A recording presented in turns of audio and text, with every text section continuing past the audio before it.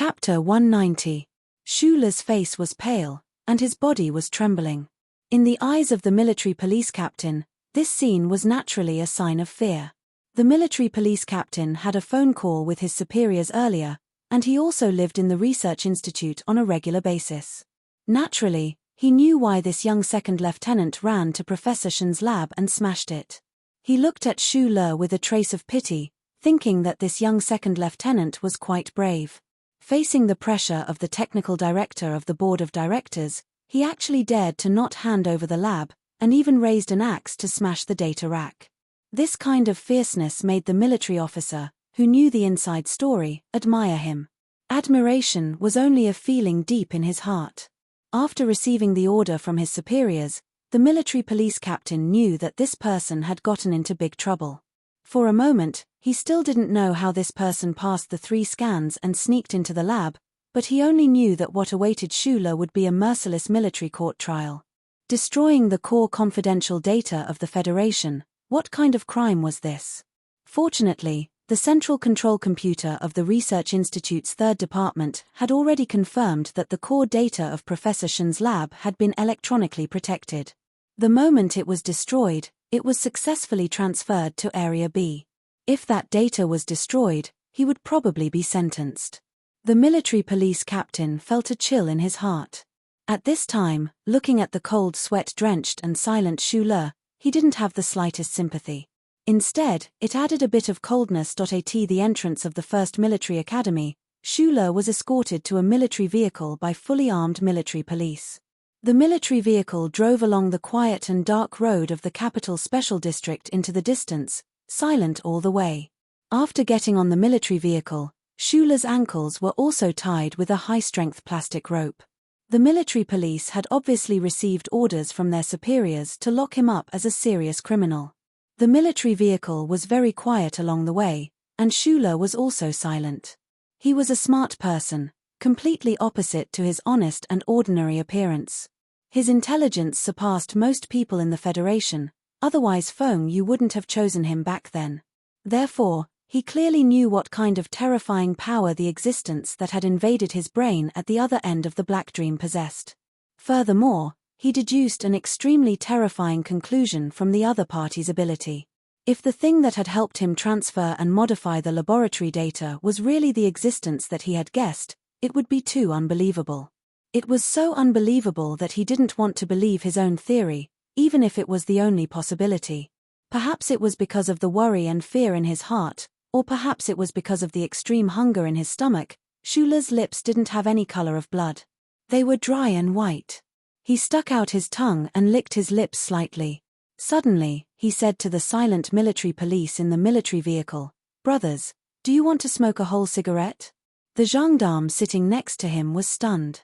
He didn't expect that this guy, who had just gotten out of his daze, would want to smoke without a trace of fear. Did he not know that he had committed a serious crime? The military policeman subconsciously glanced at the captain, who was sitting in front of him with his eyes closed. The captain was resting with his eyes closed.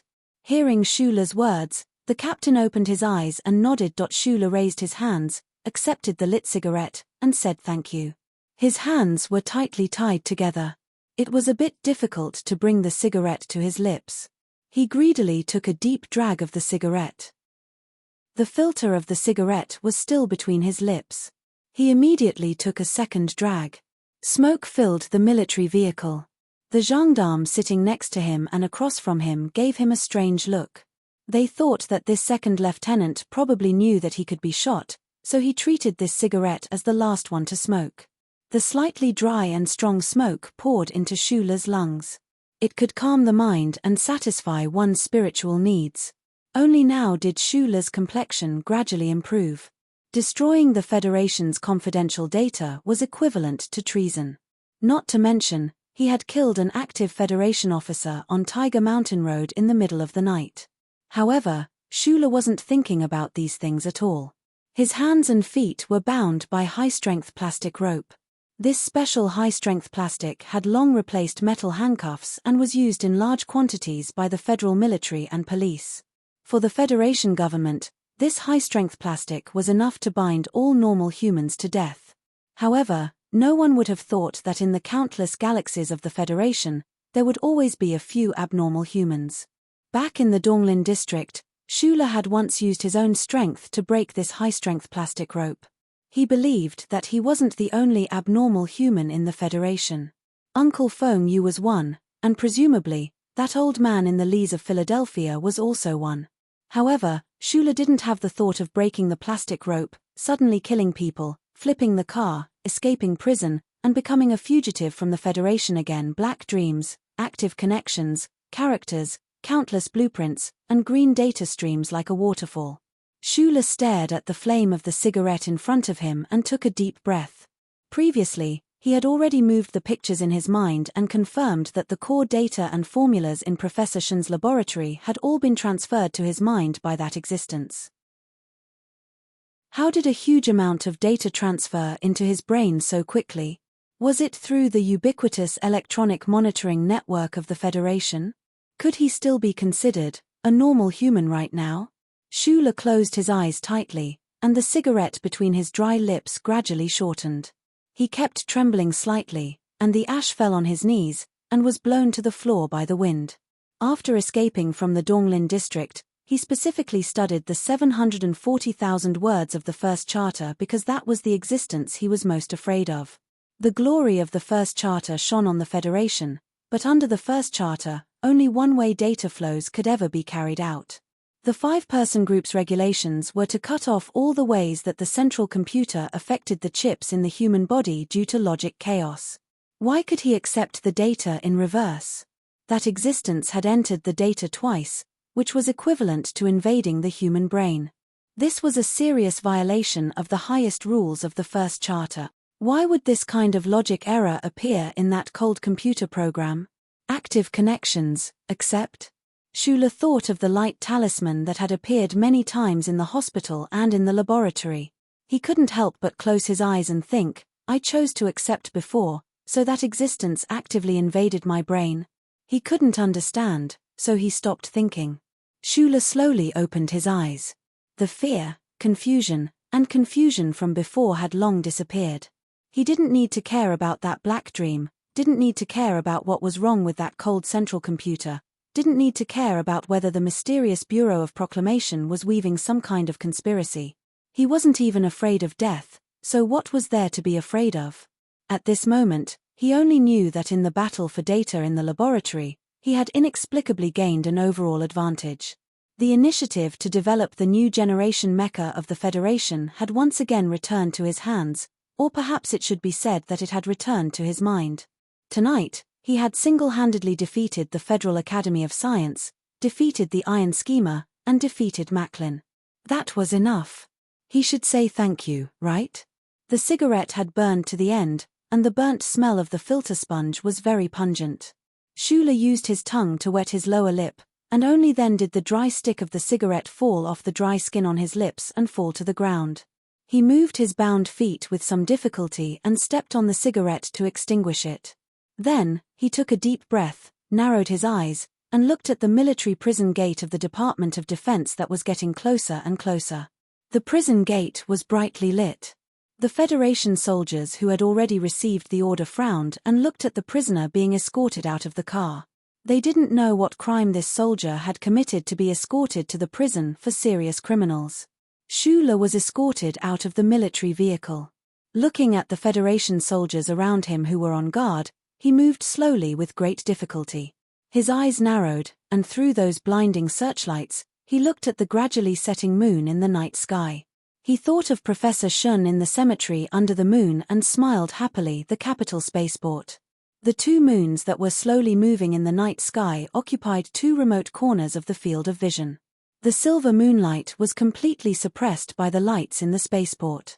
A streamlined spaceship quietly docked in the light, and a few middle-aged officials gathered below the spaceship. The highly respected Dean Lin of the Federal Academy of Science finally finished the warship space portal test on the moon base and returned to Planet S1 accompanied by several government officials. Dean Lin walked in the front. His hair was white. 11 days of continuous low-gravity environment made the old man's body a little uncomfortable, and his face was slightly gloomy. His position in the Federation was extraordinary and noble. No matter how the president was replaced, he had already been in the position of the Dean of the Federal Academy of Science for 17 years. Even if he had been in the toilet for 17 years, he could still make the toilet his own, not to mention the Federal Academy of Science. Secretary Luo, who followed behind, knew that Dean Lin's expression was not because of the trip to the moon. He silently dragged behind the team, but the corner of his eye was paying attention to the blue light of the communicator in his jacket pocket. The phone rang. Secretary Luo slowed down his footsteps and walked further away from the crowd before answering the call. Data confirmed safe. A sincere smile appeared on Secretary Luo's face. After hanging up the phone, he sped up and walked to the front of the team. When he walked to the front of the old man, he nodded imperceptibly. The officials accompanying Dean Lin found that the old man seemed to have adapted to the change in gravity. His face was much better, and they were immediately relieved that in a small room next to the top floor of the Capital Sanlin United Bank building, Secretary Lu put down the phone, walked to the president's office, whispered a few words, and was ready to go home. Li Xiuzhu, who was sitting on the chair, shook his head. Although he was very satisfied with this result, he really didn't expect that the young second lieutenant named Shula would actually be so valiant, to the point of crazily raising an axe and charging into the laboratory. Fortunately, the data was connected to the central database. Li Xiuzhu's extremely handsome face showed a trace of tiredness. When he thought about the silence of the old man from the Federal Academy of Science, his tiredness turned into a sarcastic smile. Then he called his father and informed him of this matter. Then he dialed another number. Li Xiuzhu really admired the councilman on the other end of the phone because he had never seen anyone who was more like a natural politician than that person. He was able to connect the interests of various parties through an insignificant matter. This should be a natural ability, and Li Xiuzhu admitted that he couldn't do it. Senator Medellin, congratulations. In an ordinary apartment in the capital, Senator Medellin's secretary, Helen, rushed into the bedroom with a trace of lust in her eyes. Tonight, the senator stayed in the office, so her date with him was delayed until late at night. Fortunately, Senator Medellin let her go, or else she was worried that he would leave in anger. What makes you so happy? There was a box of Noble 37 brand cigarettes on the bedside. The man slightly narrowed his eyes and looked at Helen. His handsome face, lazy expression, and peach blossom eyes were really fascinating. At least, he fascinated Helen, an old virgin with an ordinary face, to death. Helen giggled and directly pounced on him. She said seductively, "If you can make me unable to sleep tonight, I will tell you." For many people, this must be a sleepless night.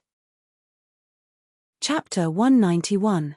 In the wee hours of the morning, the snow-white bedding on the big bed in the apartment was very messy, and the air was filled with the faint smell of chestnut flowers. A woman in her 30s was sitting in front of the bed, looking at the mirror on the dressing table. She squinted her eyes and smeared the lipstick on her lips. Her eyes were full of laziness after lust. She was only wearing a small lace underwear.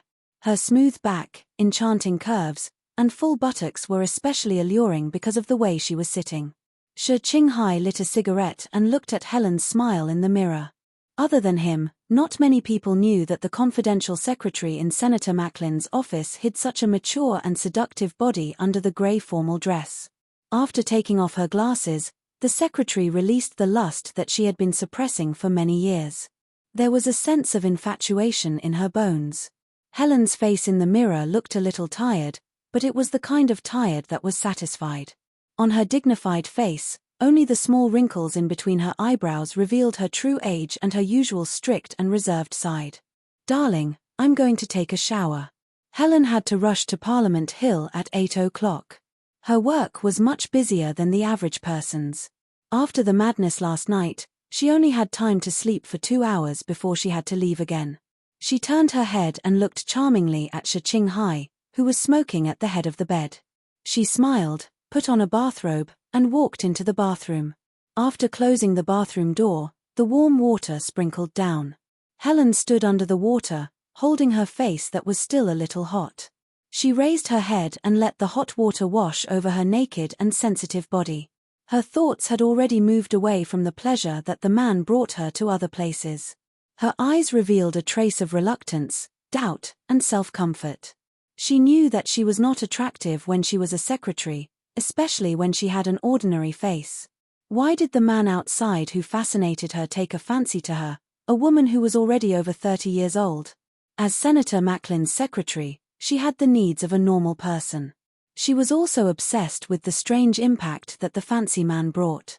Even so, she remained calm.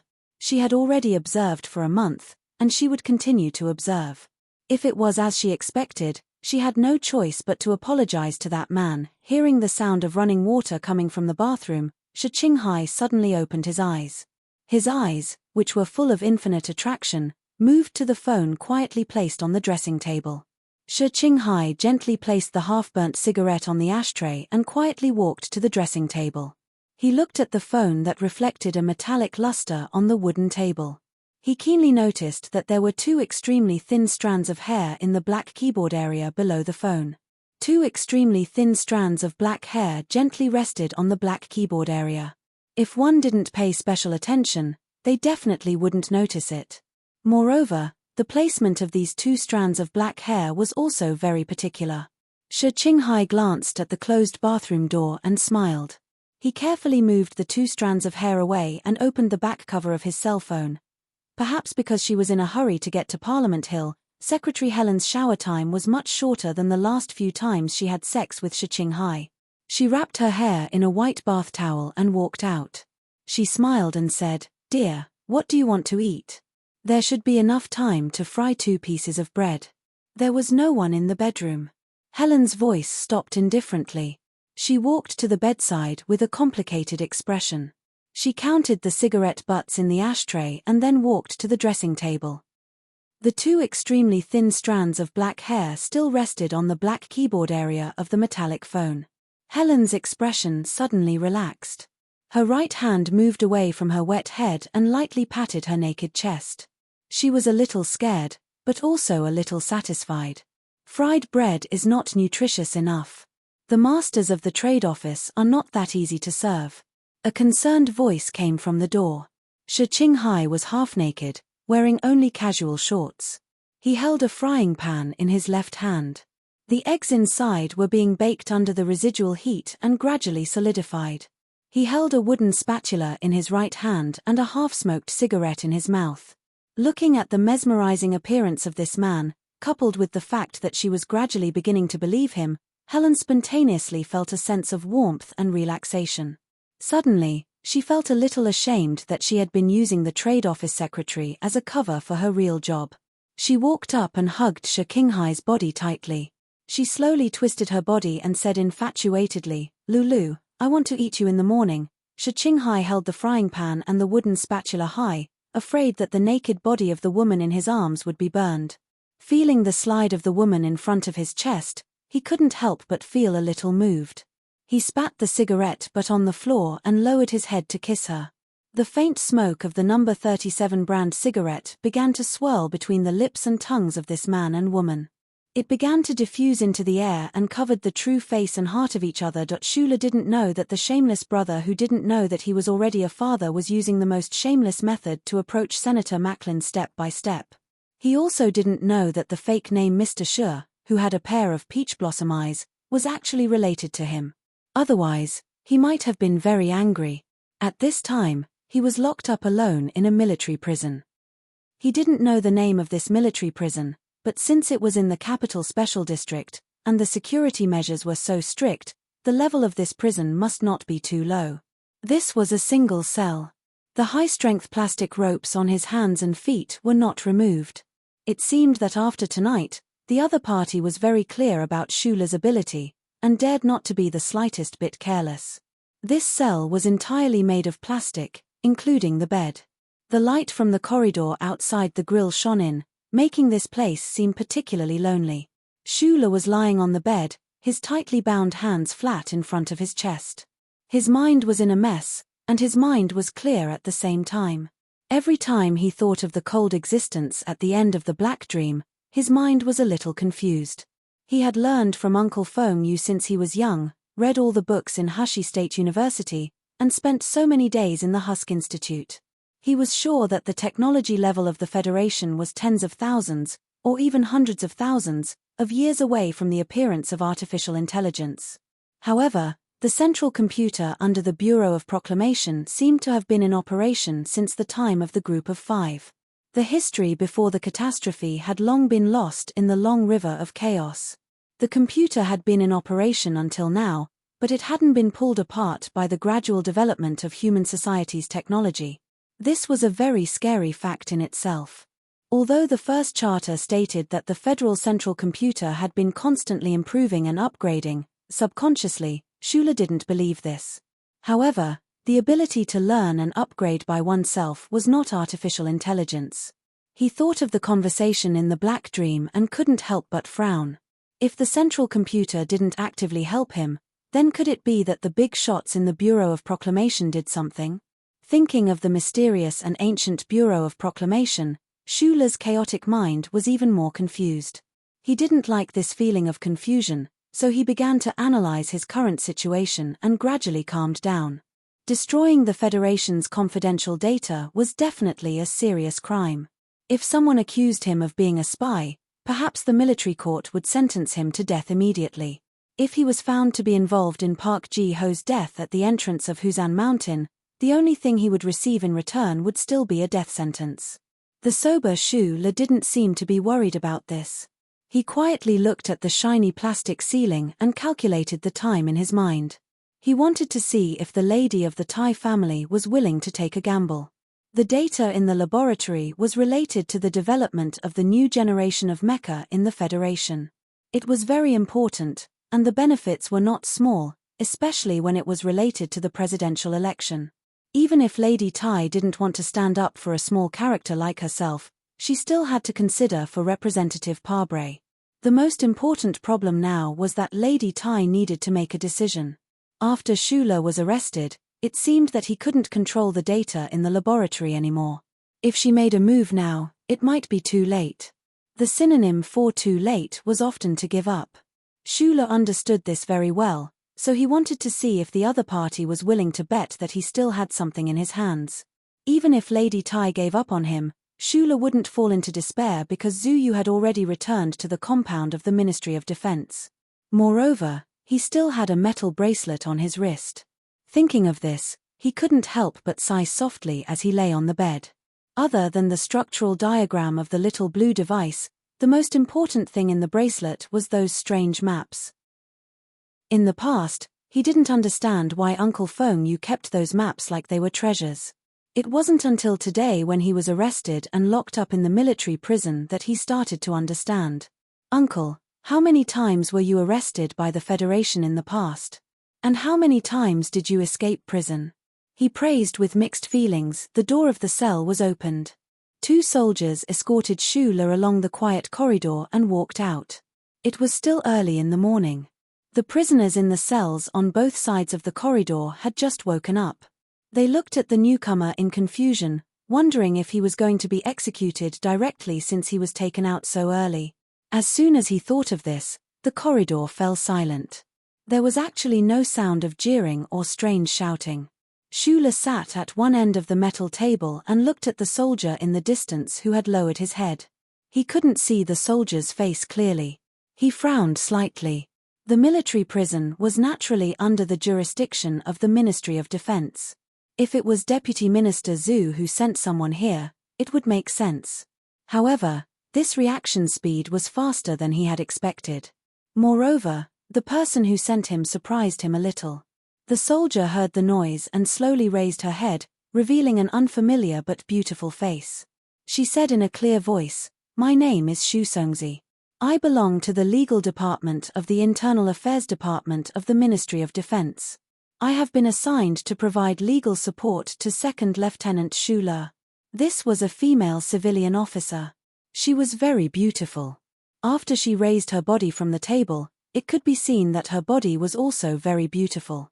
Schuler moved his body with some difficulty. He squinted his eyes and said, "Thank you." The female officer Xu Songzi looked at Schuler and suddenly said coldly, "Destroying the core secrets of the Federation is a serious crime. The starting sentence is 3 years. The highest sentence can be death. If you don't want to be prosecuted for espionage, I advise you to plead guilty. This way, I can try to plead with the judge in the military court. Schuler confirmed that the other party was sent by Deputy Minister Zhu because the Internal Affairs Department of the Ministry of Defense happened to be the department directly under Zhu Yingxing. But for some reason, this female legal officer named Xu Songzi didn't seem to have any good intentions towards him. I don't plead guilty. Xu Songzi lowered her head.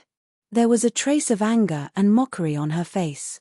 Although it was only midnight, the surveillance video and testimony provided by the Husk Institute were very complete. It seemed that the second lieutenant in front of her was so stupid that he relied on his background in the Ministry of Defense. Didn't he know that even if he was Deputy Minister Zhu's son-in-law, he couldn't be completely fine under such circumstances? I advise you to be sober. I'm very sober. But I think that before you came, you didn't do your research properly. Schuler looked at the female officer on the other side of the long metal table. He lowered his head and said, "You probably don't know. That laboratory is mine. I've been having diarrhea for the past few days, and it's especially serious today. I've already become Wu Laro. My whole body is weak, and I really can't take it anymore. The leader has bought some medicine, and I've already taken it. I should be fine, but I'm only able to write 1 chapter today." Chapter 192. Xu Songzi looked at the young second lieutenant at the other end of the long metal table in shock. She had graduated from the 1st Military Academy's Law Department 2 years ago and had performed very well in the Department of National Defense's Internal Affairs Department. She had never encountered a case that made her back off. However, in the middle of the night, she was woken up by a call from her immediate superior, who ordered her to immediately rush to the military prison to provide legal support for a client. Suddenly receiving such a strange order and being disturbed from her sleep naturally put her in a bad mood.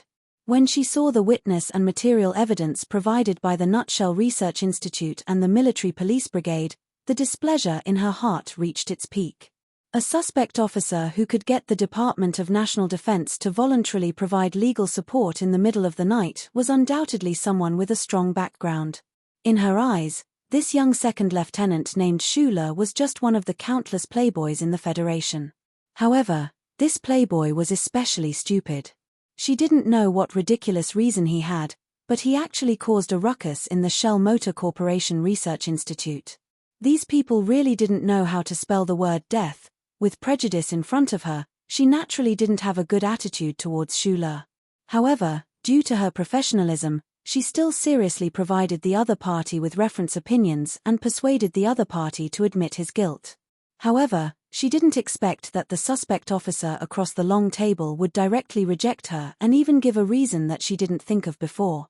"The lab is yours." Xu Songzi was stunned, then immediately laughed sarcastically. She quietly looked at Schuler across the long table and said, "I didn't hear wrong, right?" After she graduated from the 1st Military Academy, she directly entered the Department of National Defense's Internal Affairs Department. Her performance was extremely outstanding, and she was deeply appreciated by her superiors. However, because of the limited research area, she didn't know who the authority of the Shell Motor Corporation Research Institute belonged to. She only knew that the Federation's Research Institute, which controlled a considerable amount of cutting-edge technology, belonged to the Federation and the military. However, this person actually said that the lab was his.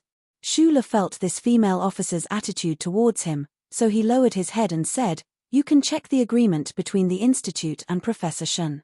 From the beginning of the establishment of this lab, a cooperative model was chosen. Starting from the 54th year of the constitutional calendar, all the sponsorship was obtained by Professor Shen in his own name. From this point of view, everything in this lab, including the data that I destroyed, can only be paid by the Federation or the Shell Company according to the agreement. They have the right to use, but they don't have the right to dispose of it.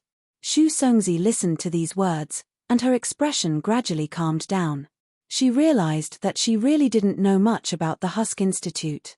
The other party seemed to be very organized, and it didn't seem like he was lying.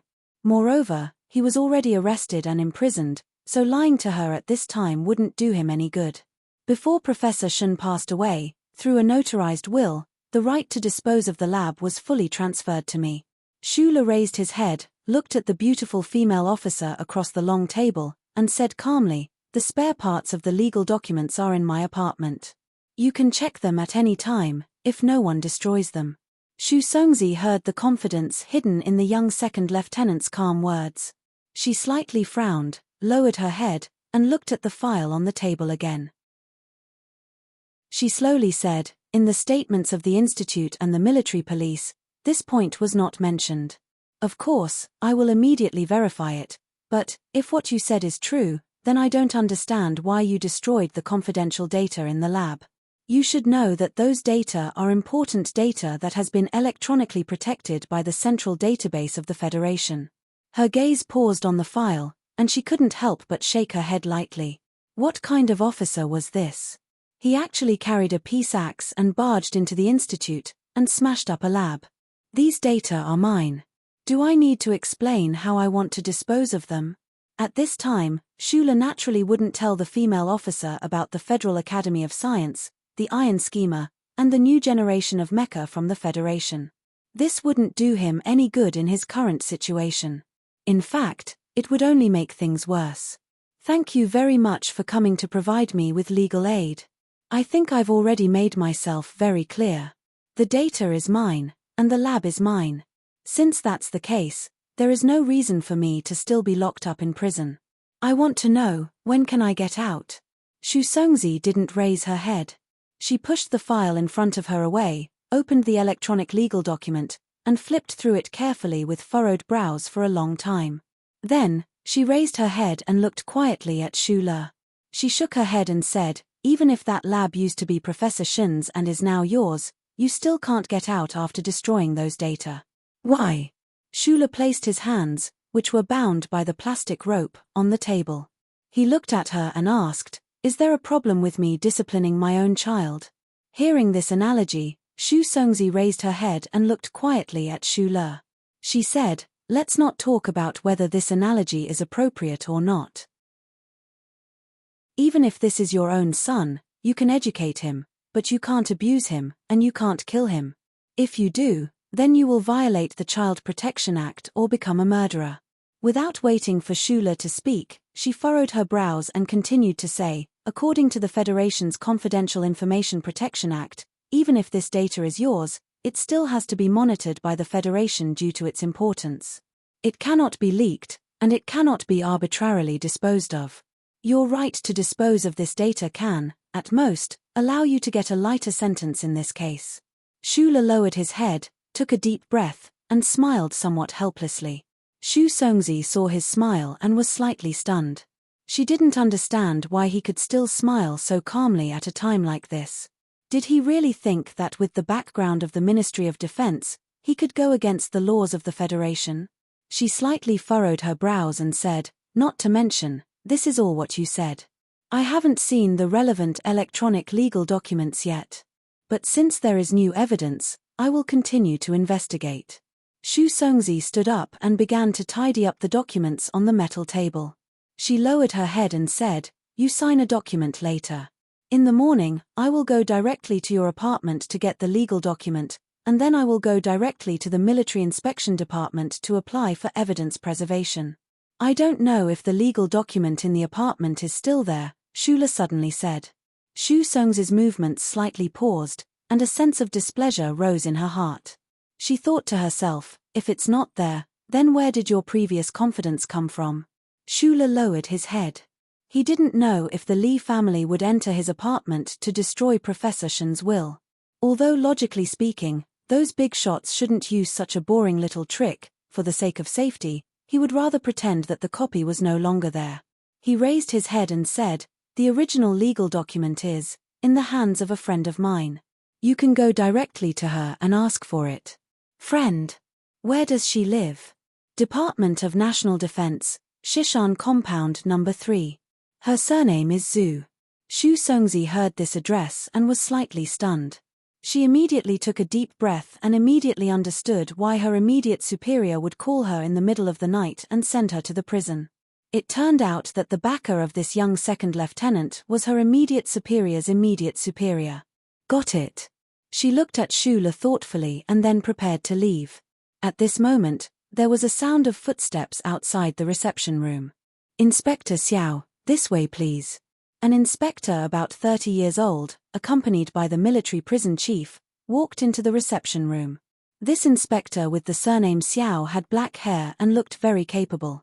When he found that Xu Songzi was also in the room, he couldn't help but be slightly surprised. He smiled and asked, Songzi, why are you here? Brother Wenjing. Xu Songzi was also a little surprised. She glanced at Shula from the corner of her eyes. She didn't know what this young second lieutenant had done to alarm the powerful people of the Capital District Prosecutor's office. This is Second Lieutenant Shula. I was ordered to take him away to assist in the investigation of a case. After exchanging a few pleasantries with Xu Songzi, Inspector Xiao went straight to the point. Xu Songzi's eyebrows furrowed. She knew the current status of this senior from the law department in the district prosecutor's office. Why had he come here? The strangest thing was that her client, Xu Le, was an active soldier. He should have gone through the federal military's internal legal procedures. Why was the district prosecutor's office interfering? No, this is my client. For some reason, Xu Songzi felt a little strange. Without waiting for Shula to stand up, she directly rejected this request. Inspector Xiao smiled and took out a document from the briefcase in his hand and put it on the table. Xu Songzi picked up the document and looked at it. Her face became serious.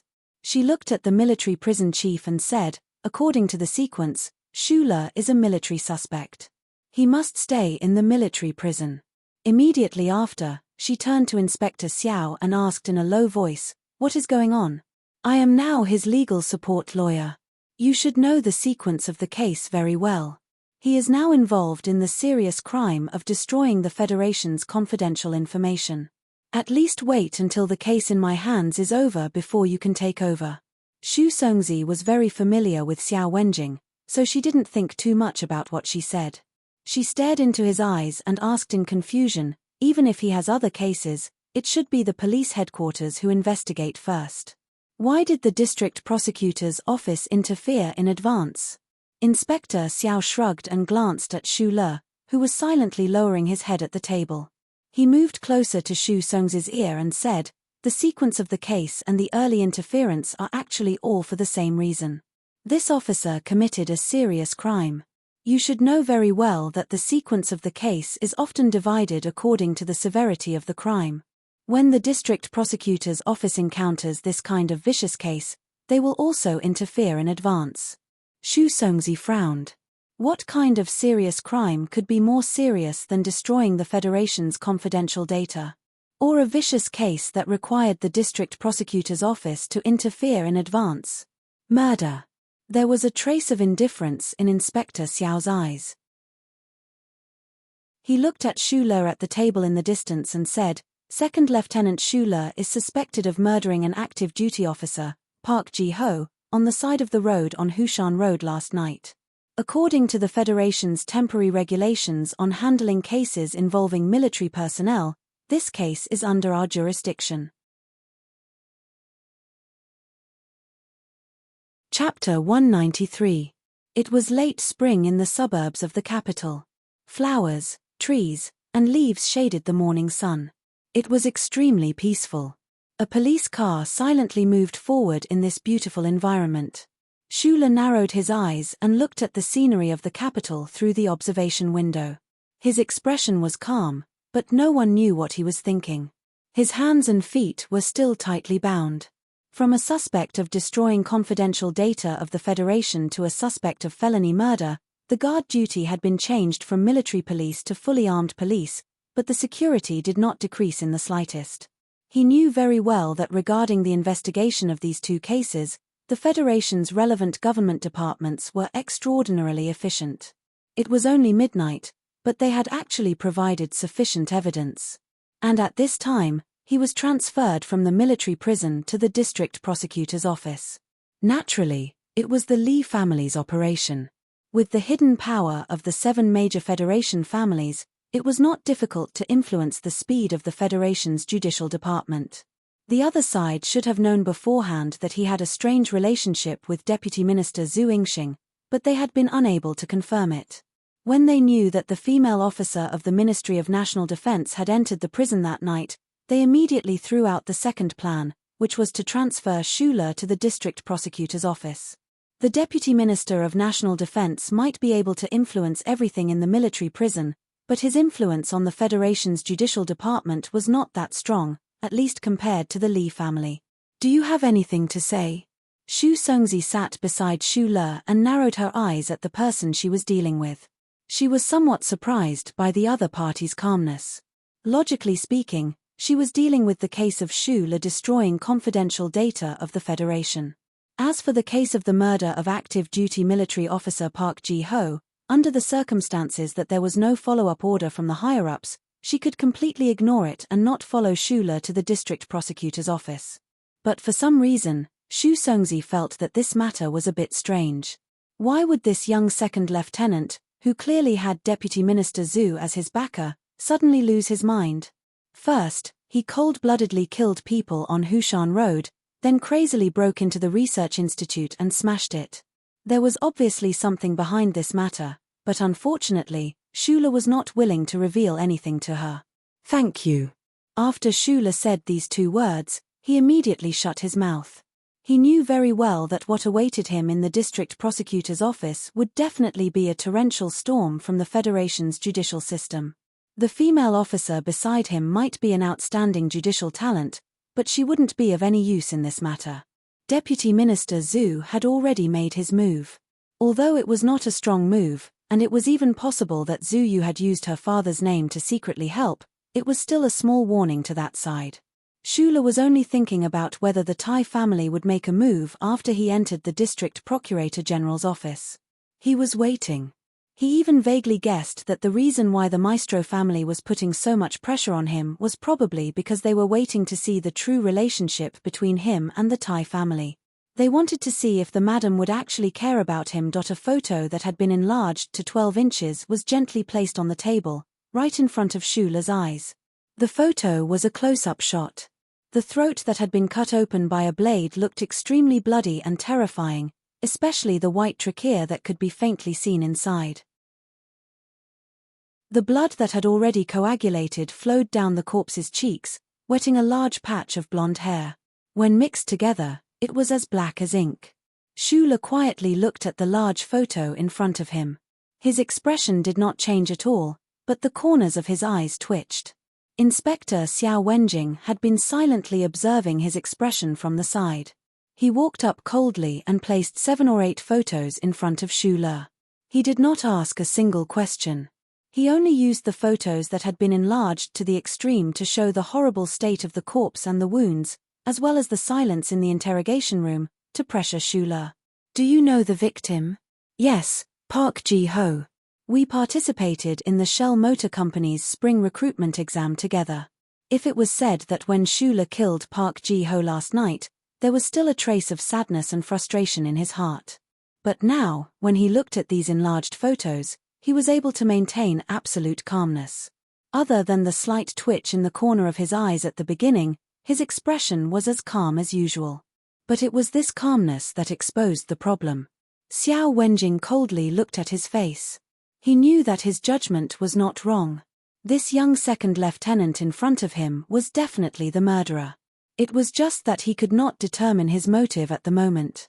Last night at 9:40, where were you? An assistant inspector from the district prosecutor's office asked in a mechanical voice. With a click, Xiao Wenjing lit a cigarette. I can't remember the exact time, but I should have been on the way back to the apartment. You didn't work at the research institute yesterday afternoon. Why did you come back so late? My girlfriend is pregnant. We had a pregnancy checkup last night. Girlfriend. Name? Zhu Yu. Xu Songzi, who had been listening in the interrogation room, maintained her silence. At this time, when she heard the name of Xu Le's girlfriend, she could not help but frown. Only now did she know that this young second lieutenant was actually the future son-in-law of Deputy Minister Zhu. She could not help but think of the recent news that the minister's daughter was pregnant before marriage. Did you pass by Hushan Road? I forgot. Forgot. There was a fight at the entrance of Hushan Road, and we've already invited the people involved. They've already confirmed that you participated in that fight and injured 8 people. How could you forget such a big thing? It doesn't matter if you forgot. The testimony of the witnesses and the surveillance video at the entrance will definitely help you remember. Shula slowly raised his head. The tiredness of the night made him slightly anxious at this time. In an extremely unusual way, he retorted with a harsh sentence, I never remember the time when I was chased by a dog. The 2nd District Prosecutor's office in the capital was extremely efficient. They had completely grasped Shula's whereabouts in the first half of the night yesterday. They had also obtained the testimony of the young masters of the Federation. The most important thing was that these people testified that after Shula killed 8 of their people, he took a knife and directly rushed to the mountain at Hushan Road. 4 hours later, the body of the active military officer, Park Ji-ho, was found on the cliff. The conclusion from the forensics department is out. According to the testimony of the witnesses, the knife model was just right to cause the fatal wound on the neck of the deceased. Shula lowered his head. He did not expect that the young masters and bodyguards that he had beaten up would provide such crucial testimony. After all, he was not a professional killer, nor was he a professional criminal. At that time, he really did not care about these things. However, the knife had long been thrown into the stream in the Ivy Garden. Presumably, the 7th young master of the Li family did not have the intention to betray him.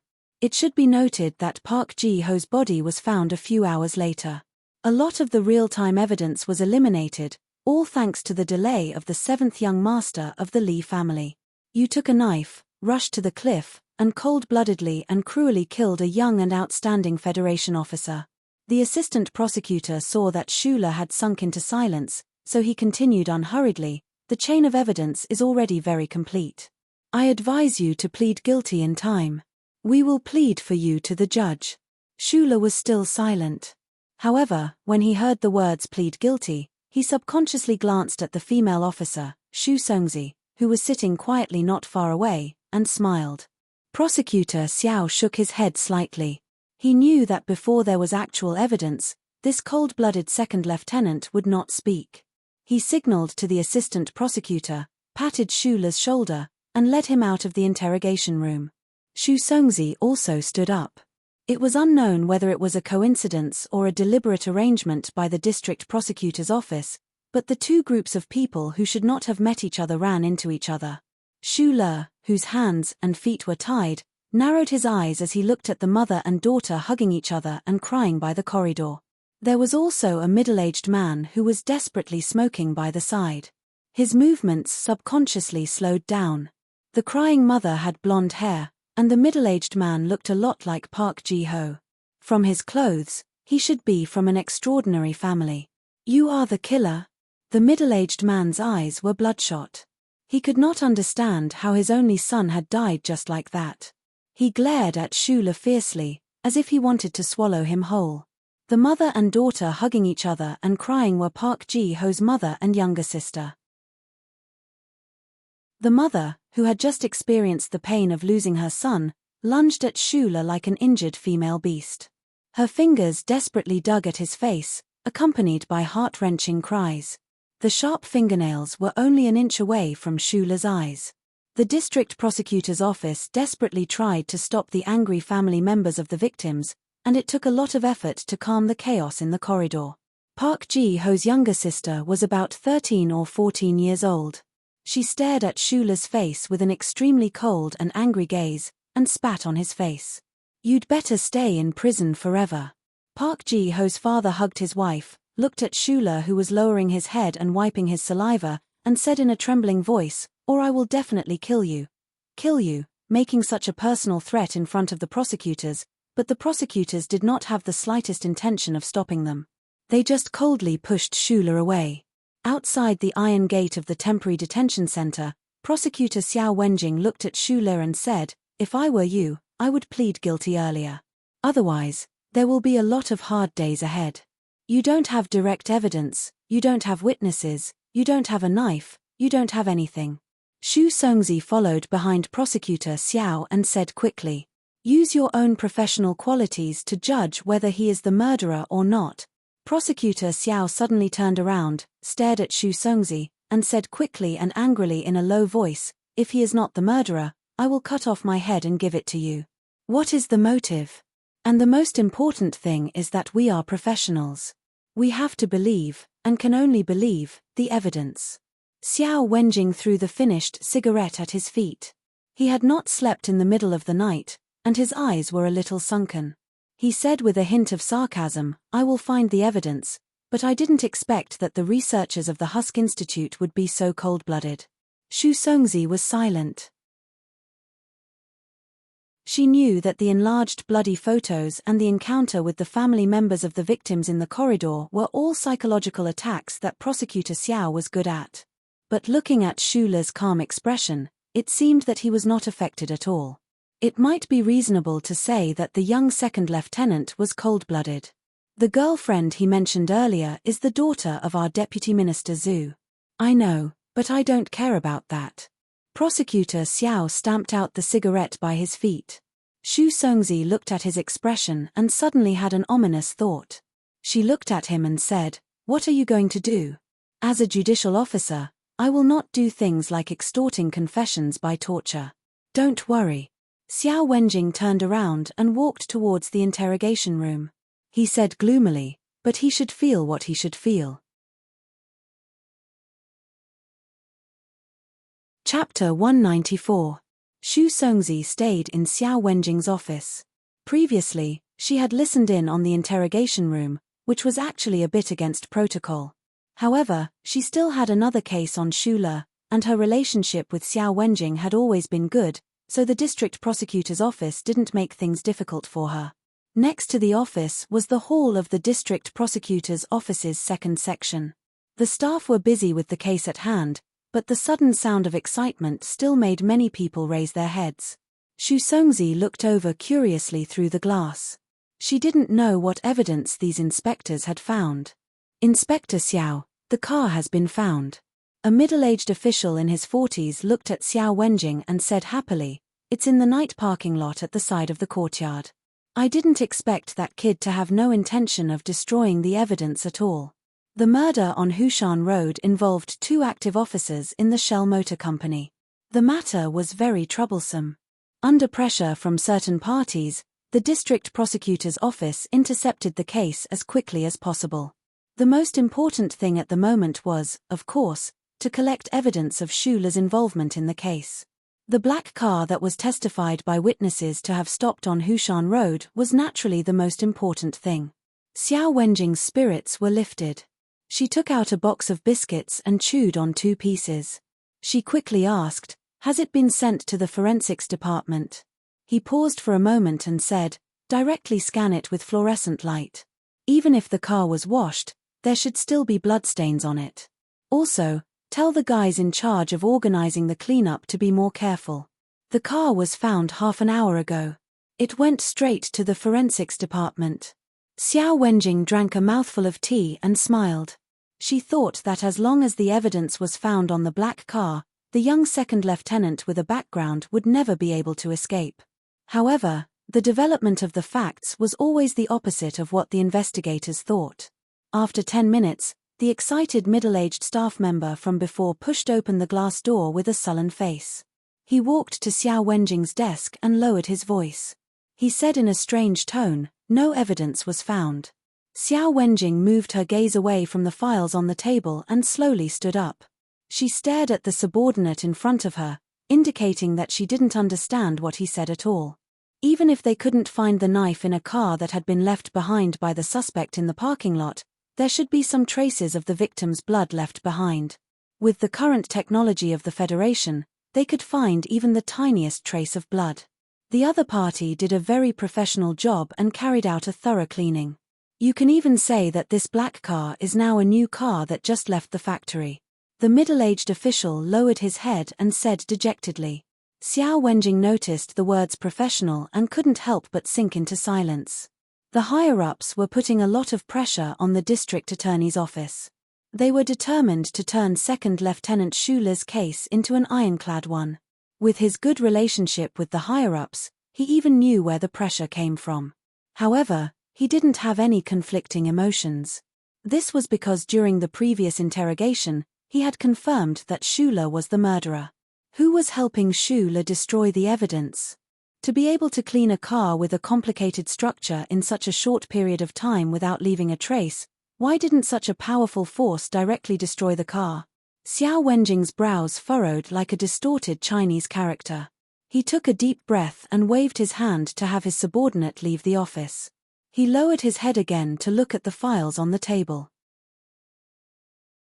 There were no traces of the victim's blood on the suspect Schuler's body. It was said that before entering the military prison last night, he had changed his clothes. And before he was locked up, he even used the military's powerful cleansing powder to carry out a thorough cleansing. Originally, he was just a little regretful that the military prison's cleansing had destroyed the direct evidence that the district attorney's office might have gotten from Schuler. Now that he thought about the black car that could no longer be used as evidence, he couldn't help but think, could it be that from the beginning, there was another group of people in the government secretly helping this suspect get off the hook? Could it be the Ministry of National Defense's Deputy Minister Zhu? Xiao Wenjing looked at the pictures of the crime scene on the table. Suddenly, he angrily slammed the table. The teacup shook and fell to the ground, shattering into pieces. The sound alarmed the staff outside the office. They all looked over with concern. They didn't know why their boss was so angry. The detention center behind the district attorney's office was filled with serious criminals. These criminals had already been interrogated by the police and sent to the district attorney's office to await trial. Some of them were sent back by the court for additional investigation. The lights in the detention center were bright, and the surveillance facilities were complete. Also, it was deep behind the district attorney's office. There had never been a prison break. The defense work was basically handed over to the electronic surveillance network, so there weren't many people. There were no beds in the room, only 2 rows of benches connected to the high-strength plastic wall. Schuler sat on one of the benches and calculated the time. Then, he turned his head and used his finger to write something on the wall. However, he couldn't leave a mark, so the other prisoners in the same room couldn't see it. The data is already in my hands. Schuler stood up. His feet moved quickly within the small space on the ground. He struck the armpit, elbows, knees. His movements were extremely fast and clean. He fiercely kicked the lower abdomen of the person beside him. That person groaned and was kicked 3 meters away. He fell heavily onto the plastic wall. Before he could fall to the ground, he vomited blood and fainted. He turned around and blocked the big guy's arm. He raised his arm and elbowed the guy's sternum. The big guy was like an iron tower that lost its balance. With a crack, he collapsed under his feet. In less than 3 seconds, all the people surrounding him fell to the ground. The big guy's sternum seemed to be broken. He kept breathing heavily and blood seeped out of his mouth. The people on the ground looked at Schuler as if they were looking at a monster. They couldn't even get up, let alone attack again. Schuler took out a cigarette and lighter from the big guy's body. He sat back on the bench and silently lit one for himself. After thinking for a while, he took out a cigarette and threw it at the guy who had been silent the whole time. Between the 2 of them, the 4 prisoners were still tossing and turning in pain. They desperately wanted to get as far away as possible from the terrifying guy Schuler. The big guy painfully held onto the edge of the bench next to Schuler. He wanted to crawl further away, but the pain in his chest made him lack the strength. He could only resign himself to his fate and lean against Schuler's side. He took deep breaths. I didn't know that the Federation's laws allowed the prosecutors to use such despicable methods. The guy who had been silent the whole time took Schuler's cigarette and put it next to him. He forced a smile and said, "I don't understand what you mean." At this moment, the lights in the corridor lit up. The surveillance camera started to work again. The door of the cell opened.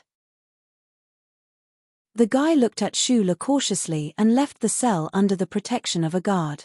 Shula didn't move. He sat alone on the bench and smoked the cigarette.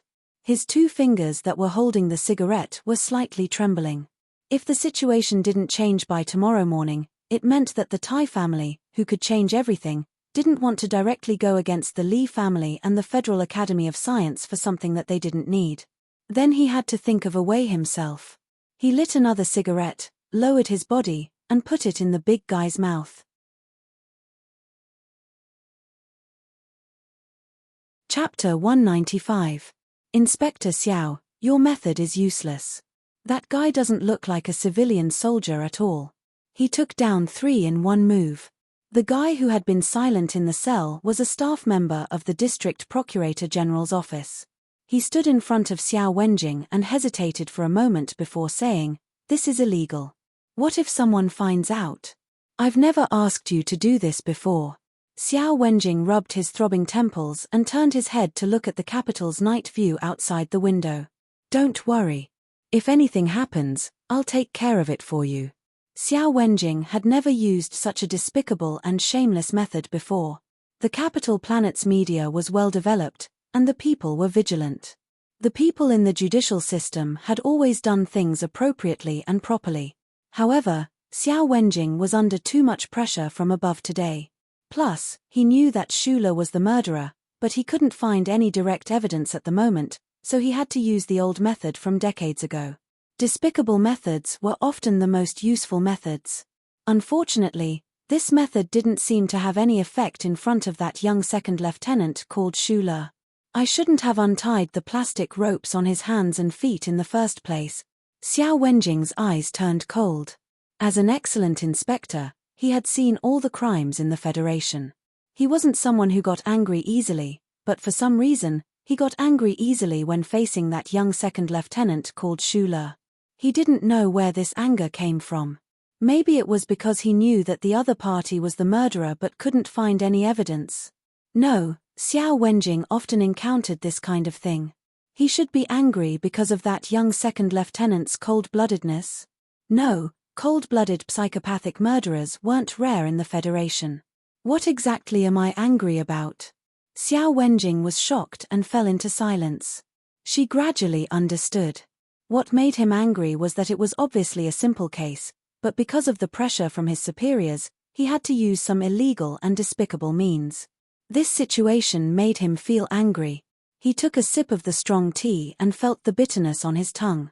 After a moment of silence, he said, "Since they are making trouble in the cell, then tie up the hands and feet of the suspect." Today, for the sake of the murder suspect, he had already cooperated with Xiao Wenjing to do something illegal, but he didn't expect that his boss would still insist on it. If this matter was known by his superiors or the reporters, not only would the reputation of the district prosecutor's office be ruined, but the involved Inspector Xiao and himself would never be able to stand out again. He subconsciously wanted to disobey this order because it was illegal. As an inspector, he had enough reason to refuse and could even report it to his superiors. However, because of his trust in Inspector Xiao Wenjing and his close cooperation with the second section, his reaction was a bit slower. At this moment, an inspector pushed open the door and came in with news that dispelled his worries. It was the middle-aged inspector who was in charge of the black car identification during the day. He looked at Xiao Wenjing with a strange expression and said, "Inspector Xiao, the case on Hushan Road, someone has turned himself in." When Xiao Wenjing heard this, his hands pressed weakly on the table. With his intelligence, he naturally knew that the forces trying to protect the real murderer had begun to counterattack. However, he didn't expect that the other party's counterattack would be so despicable and despicable. Using a scapegoat was a boring method that could only be seen in mafia movies. Did the other party think that this would make the district prosecutor's office give up on the investigation of the vicious murder case on Hushan Road? However, Great Inspector Xiao had forgotten that he had previously used despicable methods that could only be seen in mafia movies. The entire Federation's judicial system was already somewhat unfamiliar with such despicable methods. Moreover, he should also be clear that such despicable methods were often the most powerful. He supported himself on the table and tried to control his anger, but he found it more and more difficult to control it. He even felt that slamming the table heavily was not enough to express the emotions in his heart. Throwing a teacup. One had already been thrown during the day, and now there was only one left in the office. The person who came to turn himself in was a hooligan from the slums of Gwangju. Looking through the glass window at the hooligan's indifferent expression, Xiao Wenjing knew that this scapegoat was the kind of scapegoat she was most afraid of. This kind of scapegoat didn't care about anything as long as they got money. Going to jail was the same as going home. Nowadays, there weren't many death sentences in the Federation, but there were quite a few hundreds of years in prison. Although the case involved the murder of an active Federation officer, from the mouth of the hooligan, a ridiculous accidental conflict and manslaughter story was made extremely smooth and flawless. Someone must have taught him this. Xiao Wenjing silently looked at the image in the interrogation room through the monitor. She watched as her subordinates used all kinds of methods to intimidate, but to no avail. If she investigated from behind this hooligan, even if she investigated more than 70 levels, she was afraid that she wouldn't be able to find the real mastermind. How did the other party pick up the knife and wear the bloody clothes of the real culprit? It was obviously the supplies distributed by the federal military. How did it end up with the hooligan? She found an excellent reason. Of course, there were many loopholes in the entire case, but other than admitting to manslaughter and handing over the bloody clothes, the hooligan kept his mouth shut and didn't say a word. The most serious situation was that since the power behind the real culprit had already made a move, the pressure that should come would naturally come. It definitely wouldn't be as simple as just one person. This was where Xiao Wenjing's worry lay. As expected, he immediately received a call from his superior. In a subtle tone, he was asked to quickly close the murder case at Hushan Road, comfort the victim's family as soon as possible, and give an explanation to the Nutshell Mobile Company. There are loopholes in this case, and there are suspicious points. I have to continue investigating. Xiao Wenjing was unusually stubborn. You can investigate, but shouldn't you release the second lieutenant? If you can find any other evidence in the future, just bring him back, the dignified voice on the other end of the phone said coldly. Xiao Wenjing slowly hung up the phone, and a self-deprecating smile appeared on her face. Previously, when she received the call from her direct superior, she was also under pressure.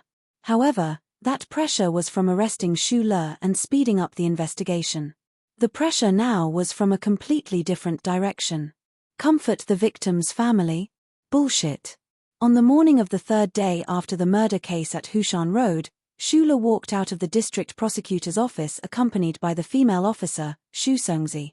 Looking at the fresh sunlight, he didn't feel much joy in his heart, only calmness.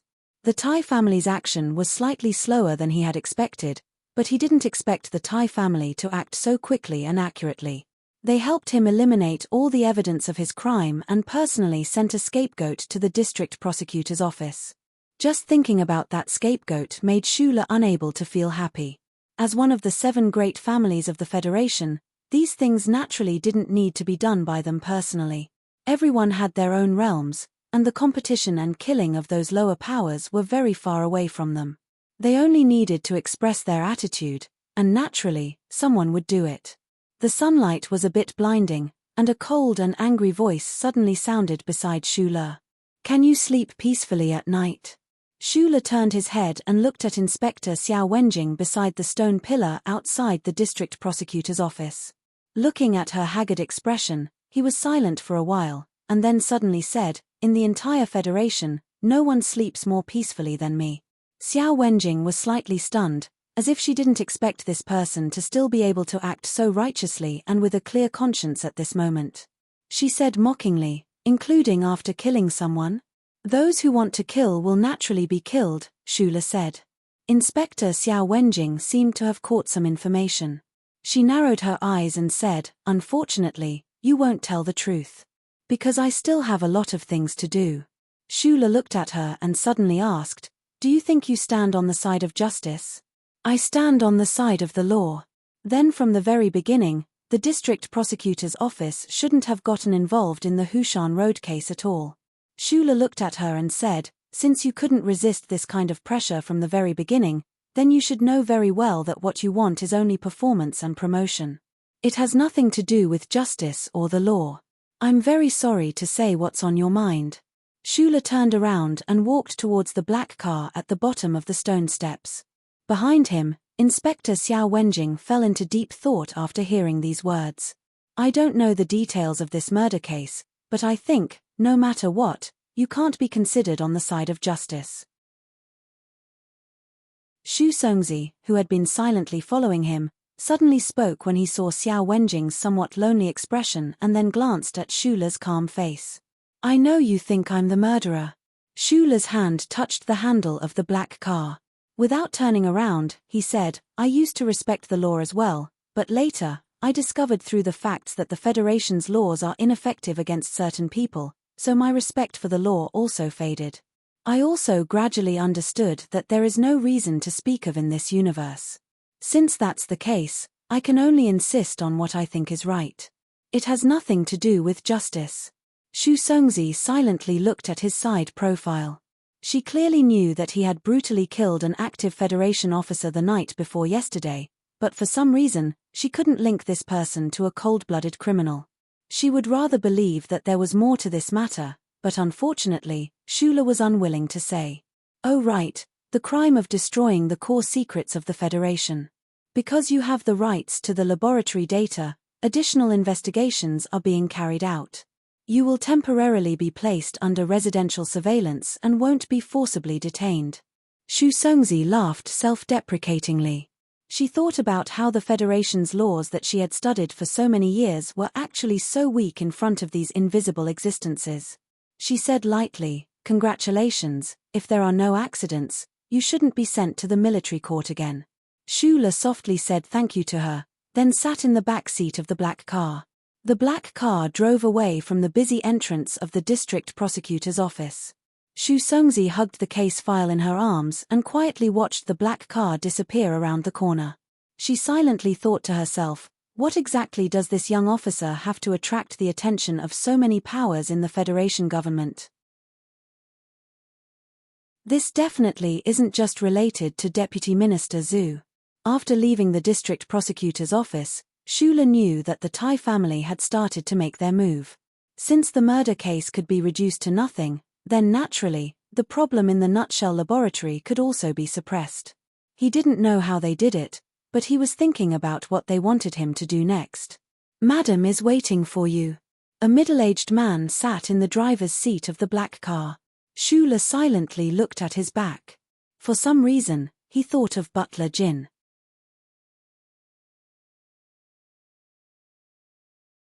Chapter 196. Not many people in the Federation paid attention to the Hushan Road case because the media did not report on it extensively. Even the independent media of the George faction that was most willing to expose the dark secrets of the Federation was silent on this matter. Logically speaking, under the tens of thousands of years of the First Charter, the rate of criminal cases in the Federation was not high, especially such vicious cases. Moreover, the suspect and the victim were both young officers from the Federation Shell Motor Company. There were too many articles that could be written about this case by the reporters. However, whether it was because the case had happened too recently or the reporters had too little information, or because the district attorney's office had kept a tight lid on the case, the news did not spread widely.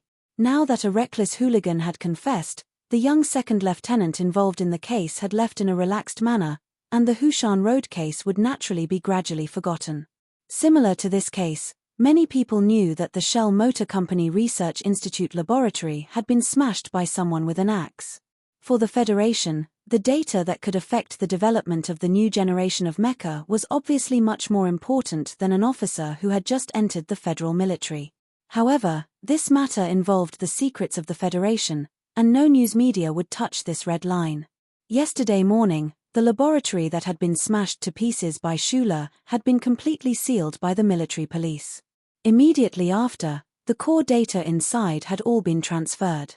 It was not difficult for the Federal Academy of Science to obtain access to the central database. On the surface, the data was still quietly stored in a remote room in the Husk Institute, but Shula and many people involved in this matter knew very well that the people in the Federal Academy of Science had already obtained the data. Unfortunately, no one had evidence to prove the actions of the Federal Academy of Science, just like how the district attorney's office had no evidence to prove that Schuler had committed murder, or like how Dean Lin of the Federal Academy of Science had plagiarized Professor Shen's research results many years ago. The Free and Fair Federation was indeed just a slogan. Outside the high-amplitude particle laboratory of the Federal Academy of Science and Technology, Secretary Luo was on the phone with someone. He maintained a smile on his face as he responded to the other person's thanks, but his eyes were looking inside the laboratory. After the call ended, Secretary Luo did not rush into the laboratory to report this important call. Instead, he stood quietly by the door and looked at the nervous professors and researchers in the laboratory. The high-amplitude particle laboratory of the Department of Technology was a large-scale laboratory that Dean Lin had applied for a large amount of funds from the Federation Management Committee to build. The department head of this laboratory and the researchers were all very outstanding and capable. Through the filtered glass, Secretary Luo looked at the crowd in Laboratory Area 3.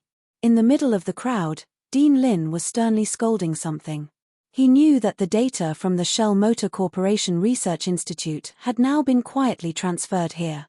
With the Federal Academy of Sciences' powerful research and development abilities, it would not take long before the key problems of the Federation's new generation of mecha would be solved.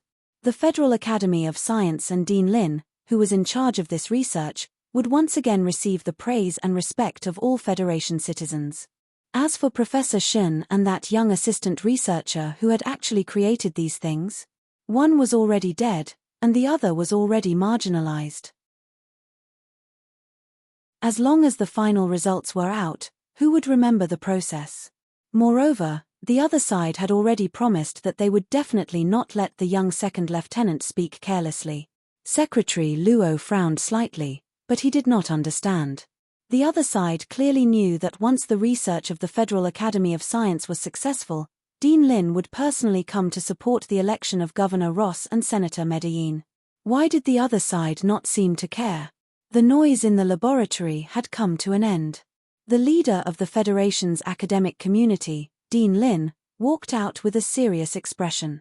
Secretary Luo followed behind him and said in a low voice, Secretary Shen called to express his gratitude. Secretary Shen? Wasn't the previous secretary by Madam's side surnamed Jin? Asked Dean Lin with a frown. The new young secretary. Apparently, Madam likes him very much. On the top floor of the Sanlin United Bank headquarters building in the capital, Secretary Lu quietly walked to Li Xiuju's side and said softly, Schuler has been released. Secretary Shen just called to express his gratitude. Li Xiuju quietly looked at the street outside the glass and did not speak for a long time.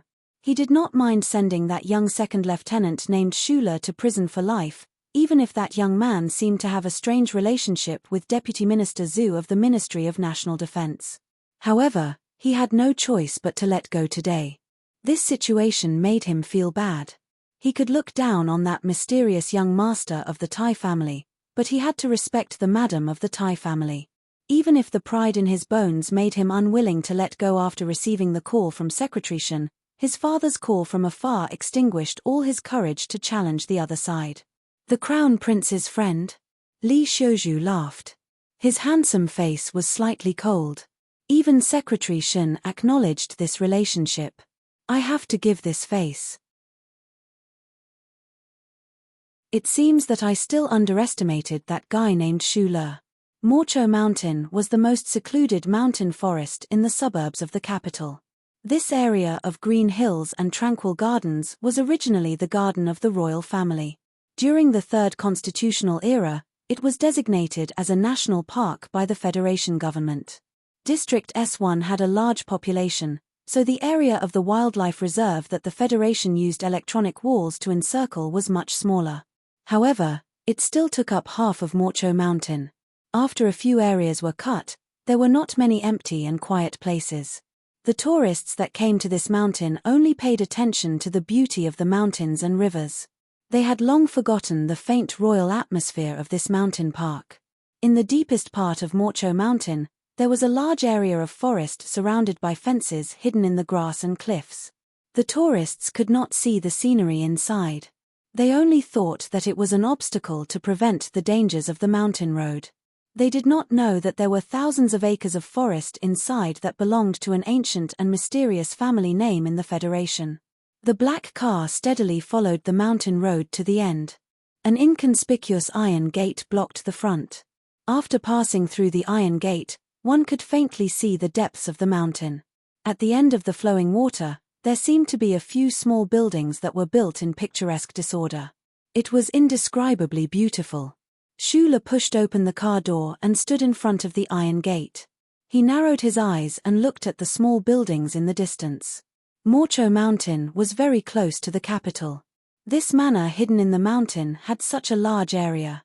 In addition, he had read a lot of books. After learning about Tai Jiuan's background, he had crammed in the history of the Federation. He knew that this mountain was originally a royal garden. With the Tai family's status and history in the Federation, it was natural for them to live in this mountain. The iron door slowly opened, and a man in his 30s wearing a dark suit in the late spring came out to greet them with a smile.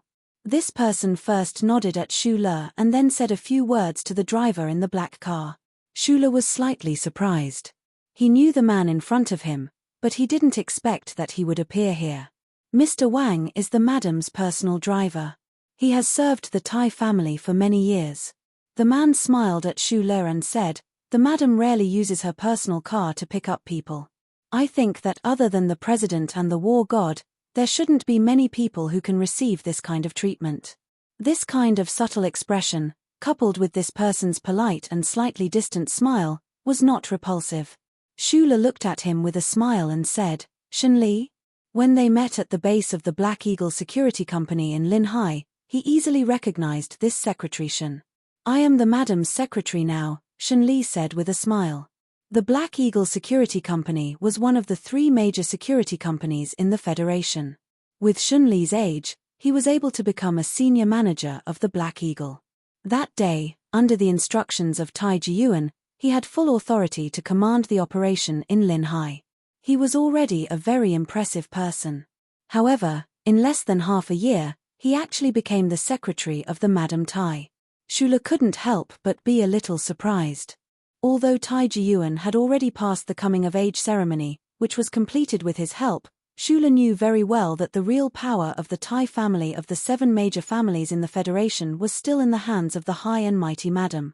The secretary of the Madame Tai, when put on the stage of the Federation, was enough to talk to a governor as an equal. Compared to the senior manager of the Black Eagle Security Company, this was undoubtedly a big step forward. "Madame Tai is waiting for us." A bicycle slowly came to the side of the two. Secretary Shen smiled and explained, "The madam doesn't like the smell of gasoline, natural gas, and liquid hydrogen mixed with the smell of chemical products, so all the cars in the park are electric bicycles." Schuler nodded and didn't say anything more. He followed Secretary Shen onto the bicycle. The picturesque small buildings at the end of the mountains and rivers seemed to be very far away, but in fact, they were very close. It didn't take long for the electric bicycle to take them to the front of the small building. On the right side of the small building was a long corridor. The corridor was covered with long green vines. The new leaves were like jade, and the yellow flowers were just blooming. Looking through this long corridor, a small dam could be seen not far away. The mountain stream of the back mountain was blocked by this dam many years ago, and a small Xiaoping lake in the mountains was formed. The small building was under the mountain forest, by the lake. Walking along the stone steps towards the deep courtyard, Schuler lowered her head slightly, but her ears were listening to the sound of the mountain wind blowing through the forest and the lake rippling. She was not surprised to feel that there were many people hidden in the surrounding forest. She could not see any of the Tai family security personnel with her eyes, but she could hear and feel that his pair of knife-like straight eyebrows slightly raised. Noticing that he was listening, Secretary Shen's footsteps slowed down slightly and immediately returned to normal. His lips slowly released a smile, and he felt a little surprised by Schuler's attentiveness and ability. The 2 men walked to the second-floor terrace of the small building deep in the courtyard and naturally stopped. Schuler took a deep breath and made his expression as calm and gentle as possible. Even if he was really a stone, He was still nervous knowing that he was about to meet such a big shot as Madame Tai. There was a parasol on the terrace. Under the parasol, there was a small white table, a few plates of pastries, a pot of tea, and 2 women.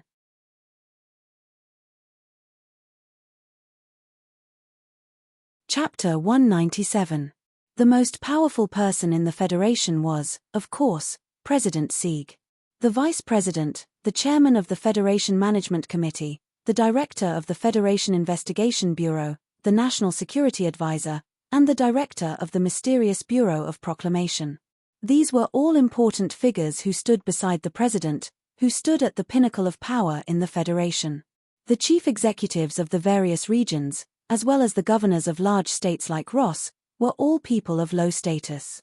However, the one with the highest prestige in the hearts of the Federation citizens was the old man from the Lees of Philadelphia. Outside of the political structure of the Federation, the 7 great families were hidden in the shadows. However, they possessed sufficient power to stand up against these important figures mentioned above. This was especially true for the Zhong family from the Westwoods, who had been stationed at the edge of the universe for generations. They were akin to warlords. The Tai family was the most mysterious and low-key of the 7 great families. All these years, the leader of the Tai family had always been a woman. Ever since she got engaged to the previous head of the Tai family at the Double Moon Festival Ball at Ua University, that woman had been the most powerful woman in the Federation since she was in her 20s. Especially now that the Tai family was gradually stepping into the limelight, the existence of this woman was even more important. Every decision she made could possibly affect the future of the entire Federation. After becoming friends with Tai Jiyuan, Shula learned about the history of the Tai family and their status in the Federation. He had once been curious as to what kind of person this powerful Lady Tai was. After coming to the capital and entering the Nutshell prison, especially after being released from prison for the past 2 days, he had truly felt the terrifying influence that the Tai family had on the Federation. Thus, this curiosity had become even stronger. Sitting in a black car, sitting on an electric scooter, looking at the scenery of the lake and mountains, looking at the ivy-covered corridor, Shula's mood didn't relax at all. This was because he knew that he was about to meet that woman. He kept guessing in his heart what kind of person Lady Tai should be. No matter how he thought about it, he couldn't figure it out. Until he came to the balcony and saw the woman smiling as she watched Zhu Yu's wrist movements under the parasol, he suddenly understood that Lady Tai should be like this. Because of the passing of youth, she appeared ordinary and peaceful. There was nothing special about her. No matter how the people in the Federation guessed, Lady Tai looked like this, and this woman was Lady Tai. Secretary Shen politely pulled out the chair next to Zhu Yu and gestured for Shula to sit down. Then he went to Lady Tai's side and pulled the chair to the back. He sat down quietly and didn't care about the blazing morning sun outside the parasol. He silently rubbed his hands and maintained a suitable distance from the 3 people under the parasol. Shula felt that his lumbar vertebrae seemed to be a bit rusty, and the movement of sitting down was somewhat difficult. It was clearly a scene of afternoon tea on the lakeside balcony, but because of the existence of the woman across the table, there was a trace of uneasiness in the atmosphere. This naturally wasn't because the afternoon tea had been moved to the morning, but because of the identity of the woman. This was the smell of power. After taking the teacup handed over by Zhu Yu, Shula subconsciously looked over and saw Zhu Yu quietly lowering her head to divide the tea. Every movement was so natural and graceful. Shula had seen many sides of this girl, but he never imagined that Zhu Yu would be so pure, so quiet, and so virtuous. After Shula took his seat, the lady across the table didn't say anything. Instead, she held a small teacup made of gunner porcelain and slowly took a sip. She narrowed her eyes and looked at the lake below the terrace, as if she was thinking about something long ago. Shula was silent for a moment. He picked up the teacup handed over by Zhu Yu and took a sip.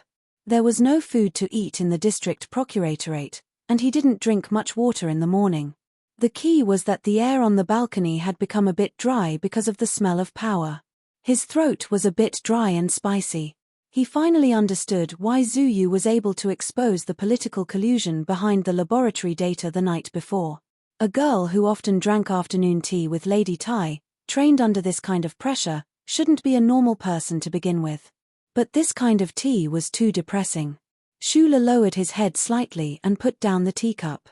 He thought to himself, could it be that Zhu Yu's coldness and craziness outside was because she was too suppressed in front of Lady Tai? In an instant, he thought of Lady Tai's afternoon tea. Many people in the Federation probably wanted to drink it, but couldn't. Zhu Yu drank tea with the woman for so many years. She had seen so many people and things. The woman across the table probably really liked Zhu Yu and wanted her to marry Tai Jiyuan. But now, Zhu Yu was an unmarried mother. The child in her belly was growing healthily, and his identity was that of the child's father. Thinking of this, Shula's mood became a little strange. But then he thought about how Deputy Minister Zhu could see at a glance that he was taking the blame for someone else. The woman in front of him was smart enough to see that as well. Plus, he had called Tai Jiyuan from the very beginning to report this matter. Just as he lowered his head and pondered in silence, Lady Tai had already retracted her gaze from the lake. She smiled and looked at his ordinary face, but still didn't say anything. Shula put the teacup on the table and took a deep breath. He raised his head and looked back at her with a smile. His smile wasn't deliberate. It was just like how he used to be in the past. It came from his heart and appeared naturally and optimistically. Lady Tai didn't seem to expect that this young man, who came to see her for the first time, would have the courage to look her in the eyes. A faint glimmer of light flashed across Lady Tai's eyes, and the crow's feet at the corners of her eyes smoothened a lot. Just then, Butler Jin came to the balcony with a pot of coffee and poured a cup for Shula. Shula was a little surprised. He bowed and nodded in response. "Garter coffee. This is Caspian caviar," said Lady Tai with a smile. "I heard that you like caviar very much, so I specially prepared some for you today." Shula was slightly stunned. He didn't expect this to be the first thing this woman said today. He was very familiar with the aroma of the coffee in the cup and the small plate of black, pearl-like snacks on the table. This was because many nights in the H1 section of the library of Linhai Lihua University, he would often exchange scallion pancakes and plain porridge bought from small stalls for Tai Jiyuan's coffee and pancakes. Lady Tai specially prepared this today because she had heard someone mention it before. Shula immediately understood the meaning behind Lady Tai's words. Secretary Shen sent people to bail him out of the district attorney's office not because the Tai family needed Shula, but because she valued the friendship between her son and him. Tai Jiyuan doesn't have many friends. "Other than Zhu Yu, you're the only friend I've ever seen," said Lady Tai with a smile. Shula took a sip of coffee and ate a piece of caviar to satisfy his hunger. When he heard this, he laughed. He believed that Lady Tai definitely didn't hear it from Tai Jiyuan himself, but from Butler Jin. After all, Tai Jiyuan should know very well that he didn't like this kind of weird-tasting, luxurious biscuit at all. "I heard that you used to be a soldier in Donglin district. When did you enter Yue University?" Drinking tea on the terrace was something that only the upper class of the Federation liked to do. However, different classes of celebrities gave off different vibes. Presumably, there weren't many people in the Federation who had the right to occupy half of the national park and become the backdrop for a tea party. However, no matter what kind of tea they drank, other than a very small number of people who drank alone, it was all a means of communication. What they drank was secondary, what they talked about was more important. Shula held his coffee cup and narrowed his eyes. The scenery of the lake and mountains entered his mind. When he heard Lady Tai's question, he answered quietly and politely, "Madam, I entered Yue University in the winter of the 65th year of the constitutional era." "Oh." Back then, Tai Jiyuan's father and I also studied at Yue University. "How are the flowers in Yue Garden blooming now?" "Very beautiful." Shula answered, "I spent most of my time beside the iron gate of Yue Garden. I took a lot of photos. At that time, I lived in the girls' dormitory in Plum Garden." The ordinary-looking Lady Tai spoke normally. She didn't seem to be probing him. This high and mighty head of the 7 great families used the common point of Yue University to find the rhythm of the conversation. She smiled and chatted idly with Shula, diluting the previous atmosphere on the terrace. At this time, Shula was a little distracted. Only now did he remember that it had been almost 2 years since he escaped from Donglin district. As for Plum Garden Dormitory, he had once waited for a young girl in the dormitory on a snowy night. The gossip continued. The high and mighty lady across the table didn't deliberately pretend to be approachable. She only looked at Shula calmly. The examination in her eyes was completely hidden by the shrewdness she had cultivated for decades. Shula also didn't feel like he was bathing in the spring breeze. He knew that the lady across the table wasn't a politician. She didn't need to win the favor of the voters, and she didn't need to maintain a friendly image. Today, he was able to sit on the terrace, basking in the mountain breeze and the lake light. It wasn't because he had the data from the laboratory as his capital, nor was it because he had a good relationship with Tai Jiyuan. It was because the lady across the table wanted to look at him for some reason. After the matter of Yue University was finished, Lady Tai stood up and left. Zuyu followed behind her. She found an opportunity to turn around and sneak a glance at Shula. She made a strange expression. Only Shula and Secretary Shen were left on the terrace under the parasol. Shula knew that the real conversation had just begun. Without the presence of the lady, he felt that the air was suddenly filled with a relaxed atmosphere. The scenery of the lake and mountains began to reveal its true beauty. Secretary Shen smiled at him and asked, "Do you still have the data?" "Yes." "When will you give it to me?"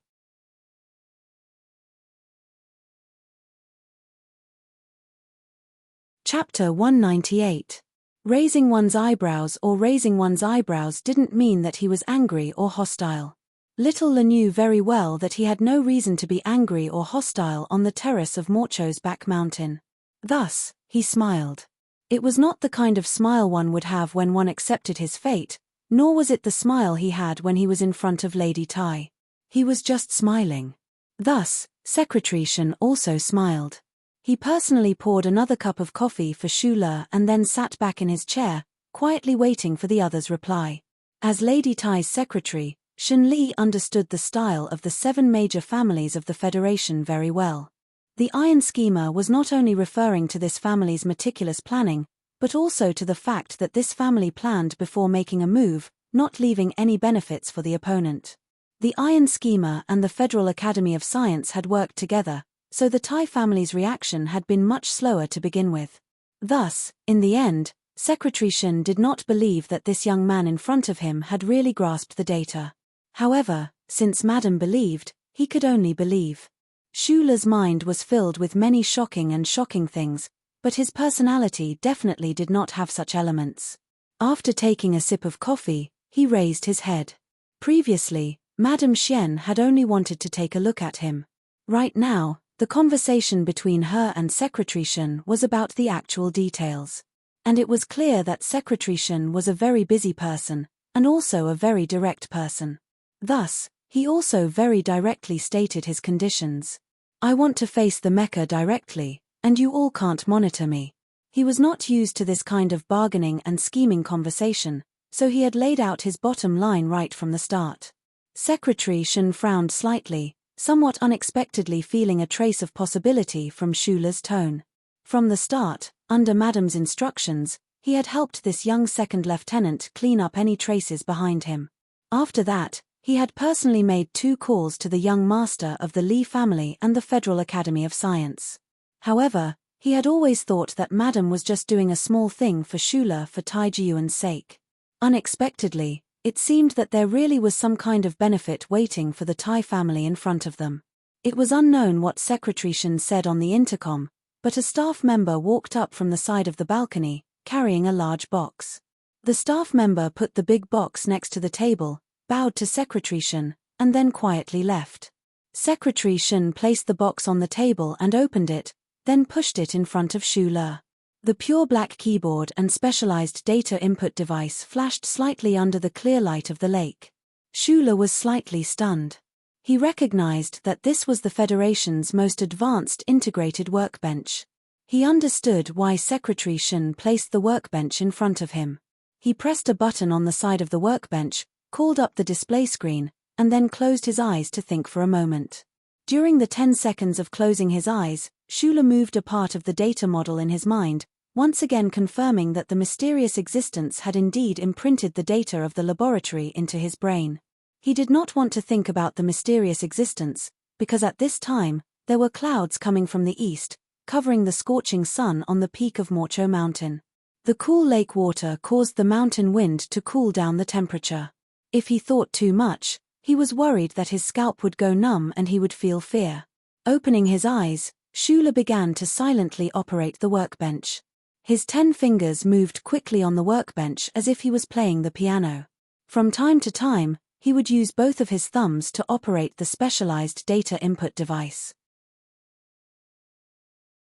Secretary Shin did not look at the display screen, but only stared at Shula's eyes and the pair of fast-moving hands.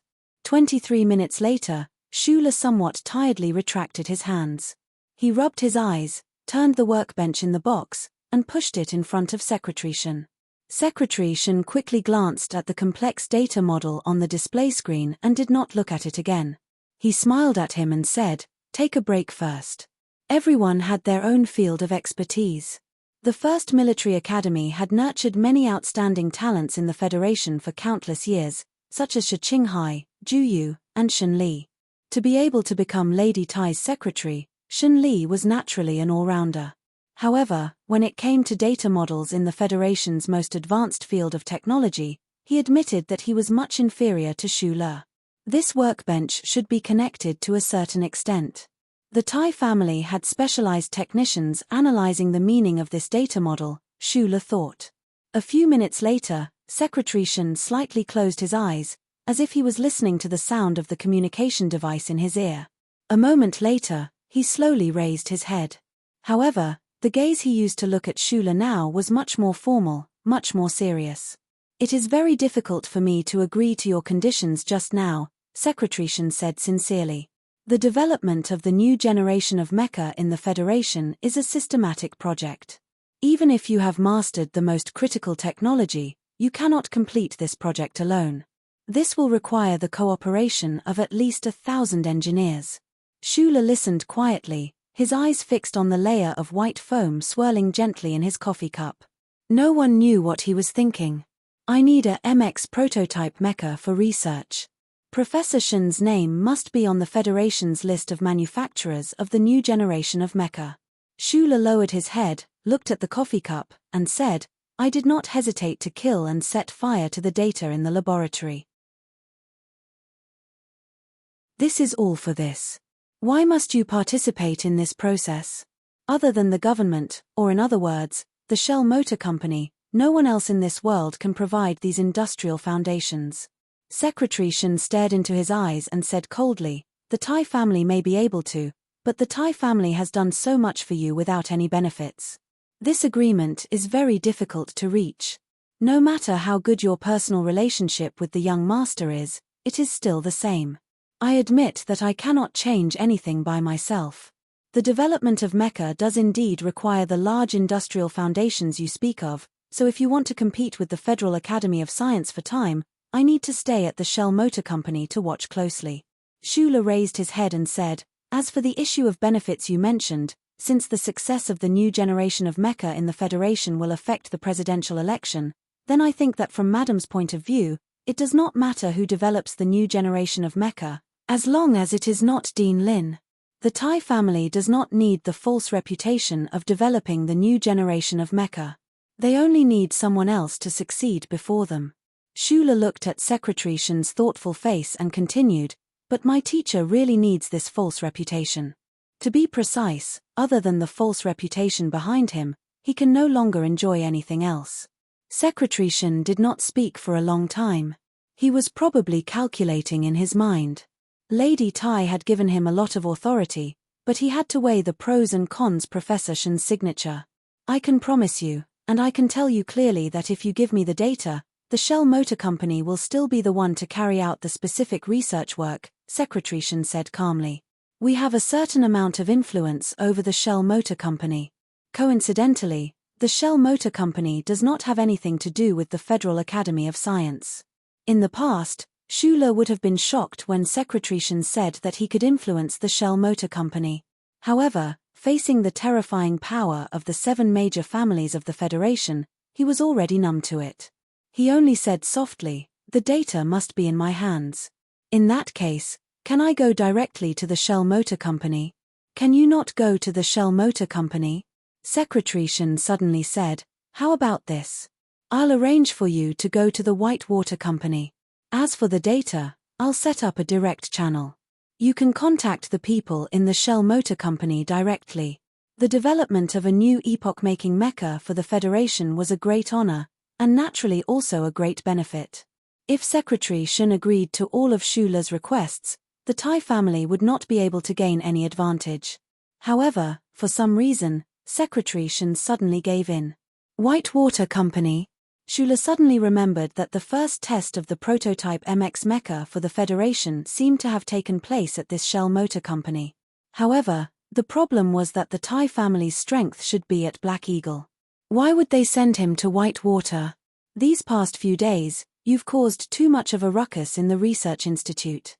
In addition to the incident at Hushan Road, who knows how many pairs of eyes will be watching you? It's not suitable for you to stay in the Shell Motor Company's headquarters any longer, Secretary Shen said. The only place that can meet your requirements is the Whitewater Company, said Secretary Shen. The Shell Motor Company is definitely out of the question. If you appear in the Shell Motor Company, both the Li family and the Academy of Science will be wary. Shula was silent for a long time before nodding. Secretary Shen smiled and closed the black workbench in front of him.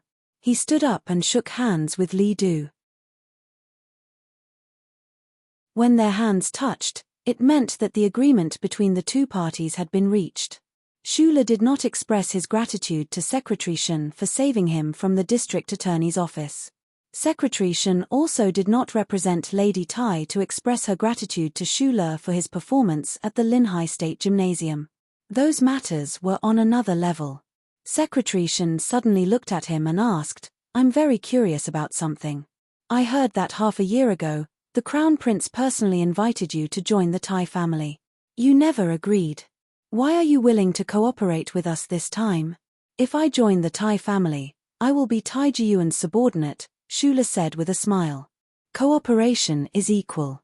Secretary Shen's smile became somewhat profound. This young man in front of him actually wanted to cooperate with the Tai family on an equal footing. What kind of arrogant and presumptuous thought was this? However, there was not a single trace of arrogance in the other party's honest expression.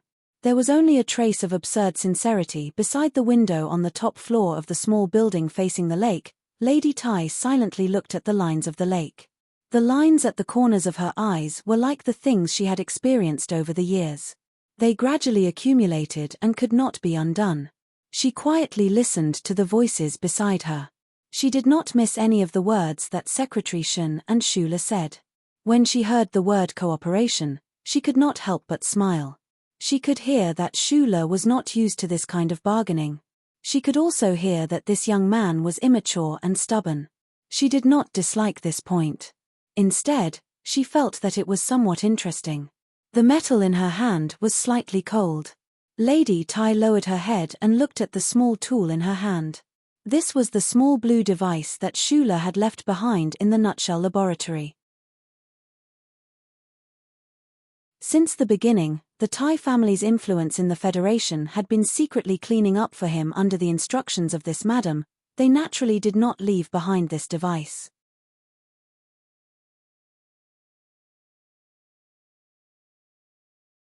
Chapter 199. Shula entered Yue University with Professor Jin's recommendation letter, but it seems like he doesn't know this himself. Butler Jin stood beside Lady Tai, like a pine tree by the lake, hidden in the mountains and rivers, undetectable. He said apologetically in a low voice, "About this, I've known about it for a long time, but because young master insisted on not informing you, so he did not finish his sentence." Lady Tai looked out of the window quietly, her hand slowly caressing the small device that emitted blue light. In the entire Federation, she was probably the only one who could see the wisdom hidden within this small device, as well as the man behind this wisdom.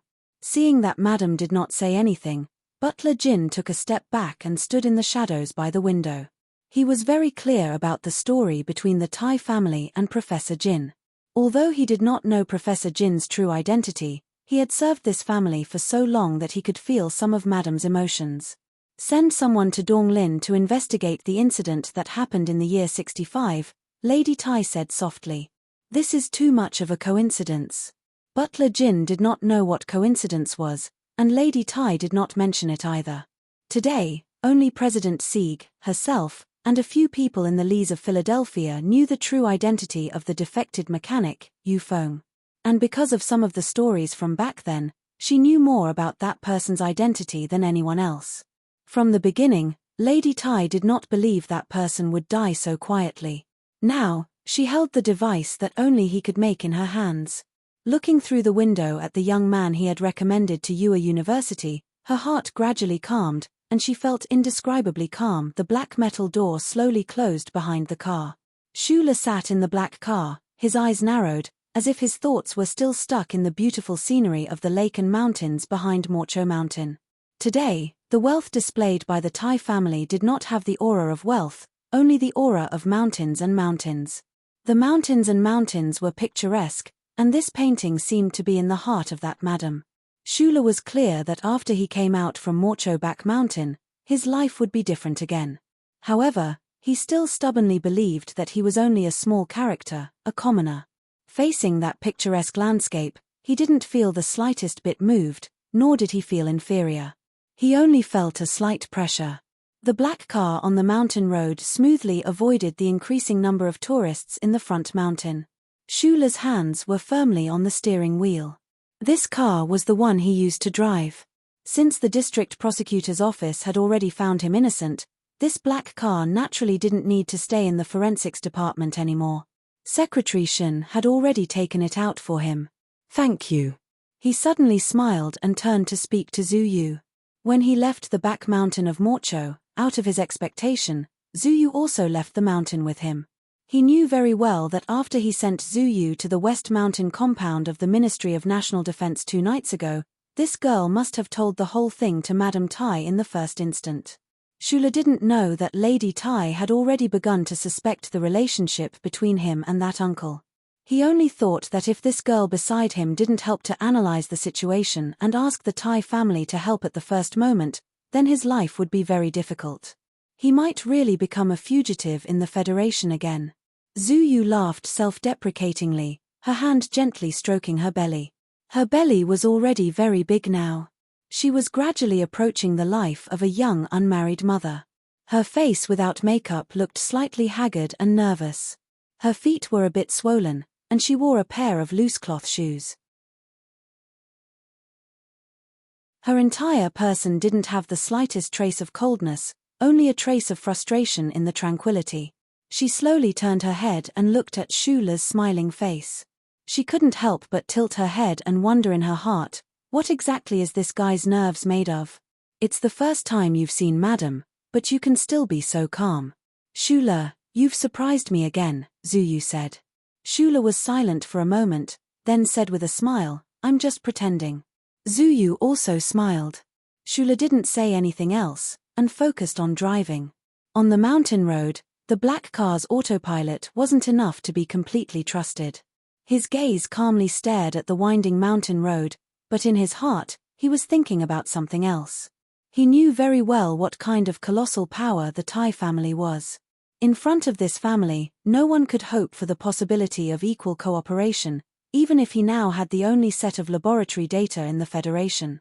However, Secretary Shen had nodded earlier, and the Tai family had even given up most of the benefits.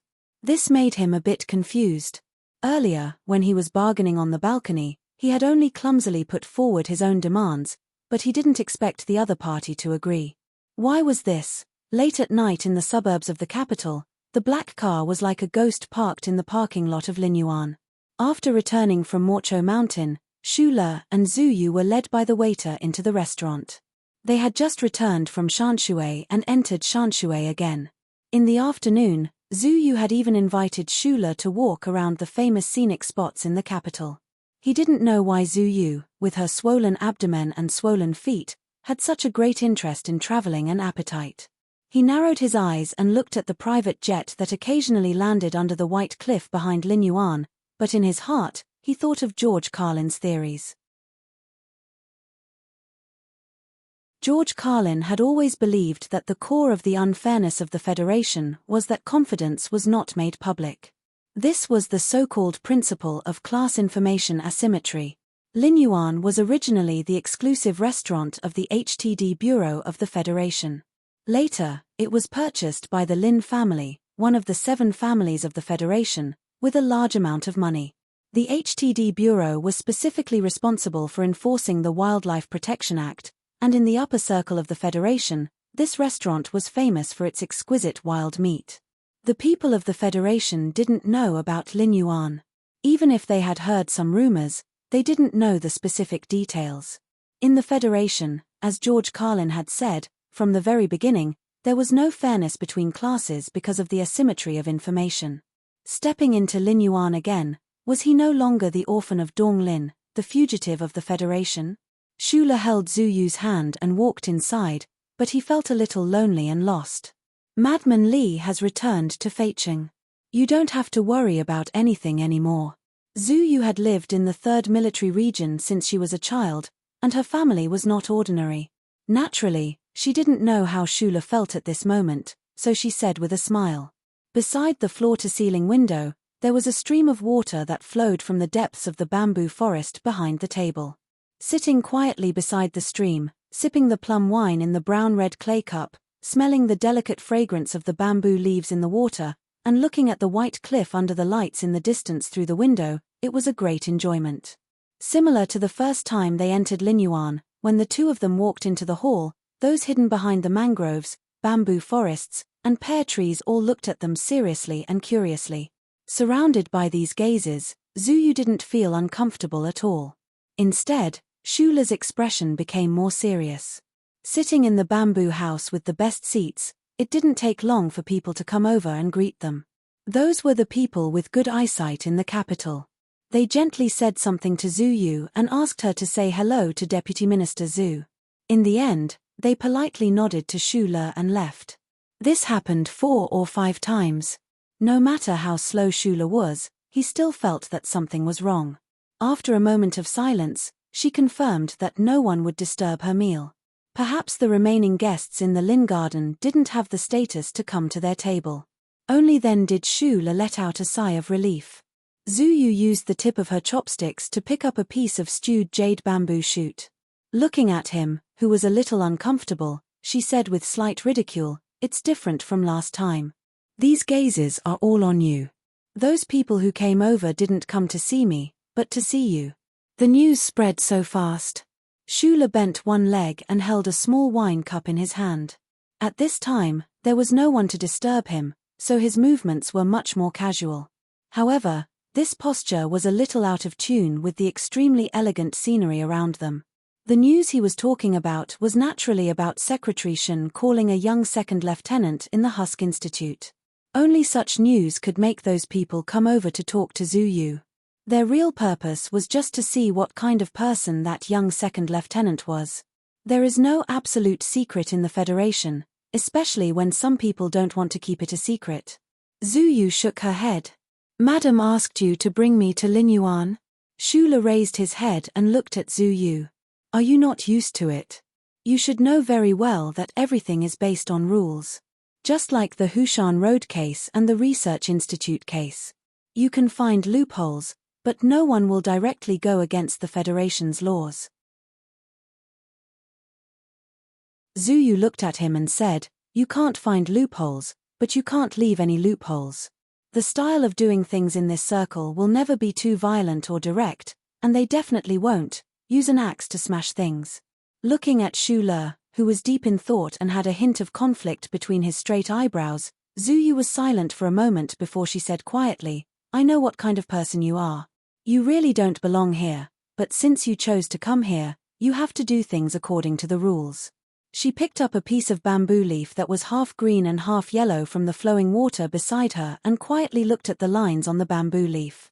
She didn't know if it was because she was thinking about her own life or something else, but her voice became a little lighter. Not to mention the capital, Harbor City, or other big cities in the Federation, there are many private clubs that are quieter and more luxurious than this place. However, those are all places for private gatherings. Only Linyuan is a place where one can express one's attitude. She placed the bamboo leaf on the table and said, when the bamboo leaf falls on the ground, it will be swept away and sent to the landfill to be buried. If it falls into the water, it will drift with the waves for a while. Eventually, you will be able to see the scenery that we are seeing right now. Shula turned his head and looked at the scenery outside the window through the glass. He opened his mouth and said, "It's a pity that there is no wind. It's not refreshing enough. The scenery here is not lively." He thought of the mines in the Donglin district. He and the uncle had eaten wild beef and held glasses of red wine. They had watched the red sunset in the dusky air and fall on the green grassland. That kind of enjoyment was much better than this Linyuan. "Shula." A somewhat surprised and pleasantly surprised voice rang out. A young officer had passed through the bamboo forest and walked to the side of the table. Shula was slightly startled. He didn't understand why Juyu would suddenly appear here. Suddenly, he remembered that Juyu was currently in the nutshell engineering department. His heart jumped, and he turned to look. Zuyu had her head tilted and was calmly drinking something.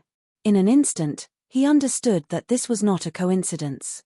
He couldn't help but sigh at Secretary Shen's quick and careful arrangements.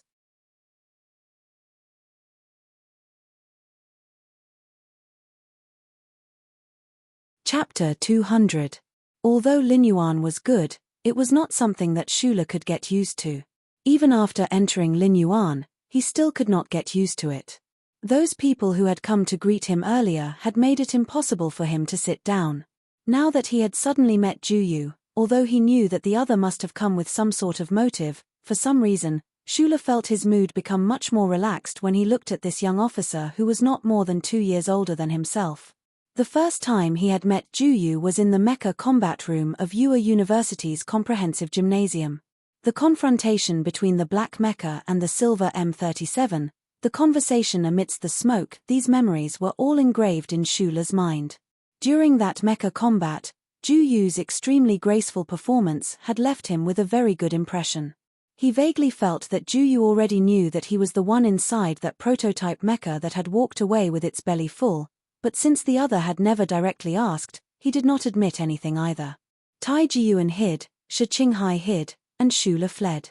Other than the unmarried mother beside him, Shula was a lonely mess in the capital ring. If it was said that lonely people were shameful, then Shula was unquestionably so shameful that he was hated by both men and gods alike. He was a young man, so he naturally had the mental need to interact with others.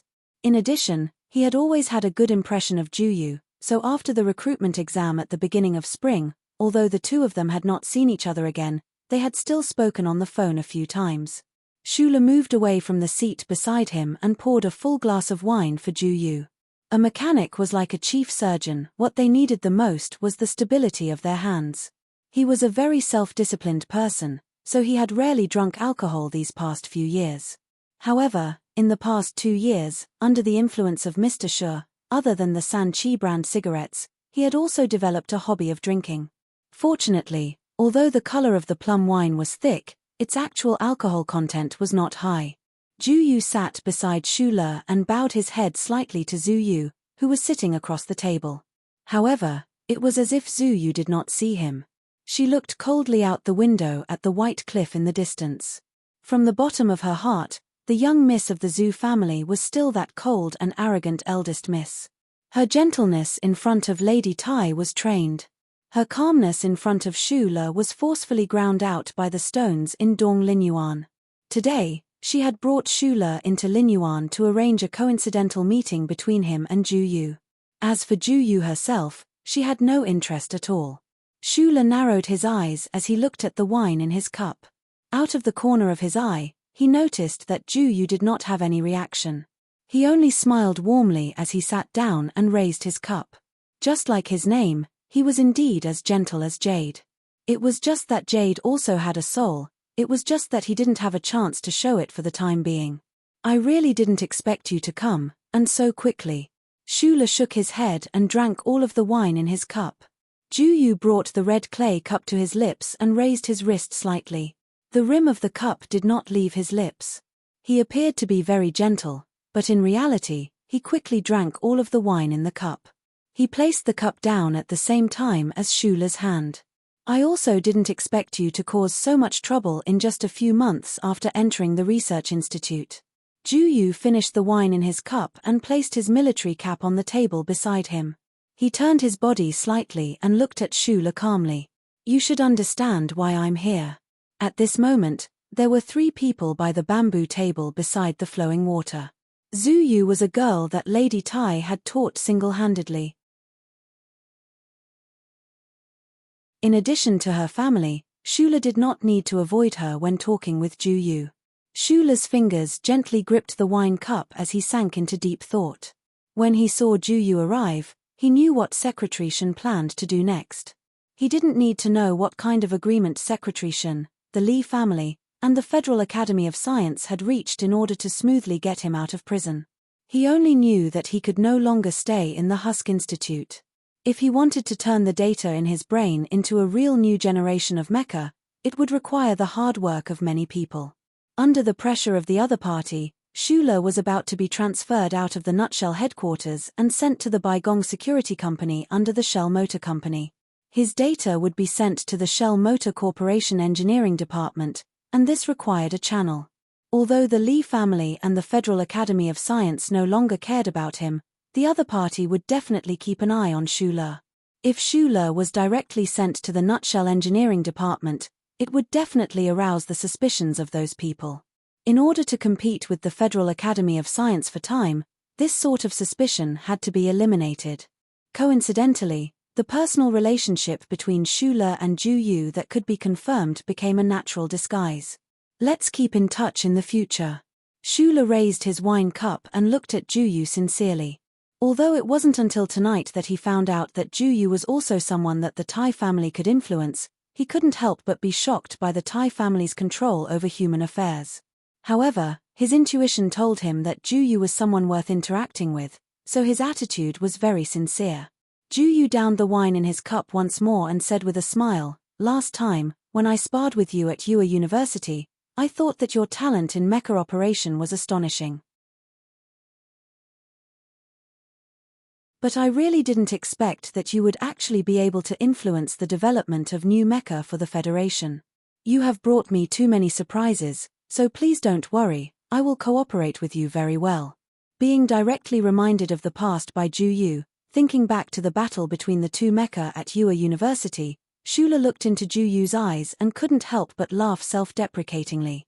There was no such thing as mutual admiration between heroes, the 2 of them had just found that they were somewhat compatible. I'm currently in the engineering department's office. Anda has been specially recruited to be a mecha test pilot. Ju Yu put down his wine cup and turned to look at Shula. After a long silence, he said, "In the end, it's still you from Donglin who's developed the fastest." Shula didn't say anything, pouring him another cup of wine. At the same time, he filled his own red clay wine cup and raised it. The bamboo leaves of the bamboo house fell into the meandering stream. The 3 of them drank in silence by the window. Ju Yu observed Shula but found that he couldn't quite understand this person. He was born in the West Woods region, which was at the forefront of the battle between the Federation and the Empire. The people of the West Woods were mostly bathed in blood and fire. Their temperaments were valiant and ruthless, and they had a spirit that would rather break than bend. Although Ju Yu's expression was gentle and amiable like a gentleman, deep in his heart, there was still a trace of unwillingness to fall behind others. Tonight, when he saw Shula in Lin Yuan, Ju Yu knew that even if he didn't want to, he had to. Perhaps it was luck. This person from Donglin had first met Tai Jiyuan, then met Professor Shen. He had grasped the Federation's most important and confidential data, and had even received the strong support of the Tai family. Just based on these points alone, he had already left Ju Yu in the dust. Ju Yu drank his wine in silence. Before coming to Lin Yuan, he had already learned all the details of the entire incident from Secretary Shen. He understood that Shula didn't rely on luck.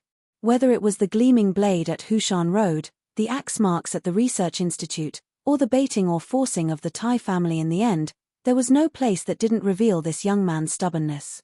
Stubbornness was an excellent or troublesome quality, but when it was taken to the extreme, it would become exceptionally terrifying.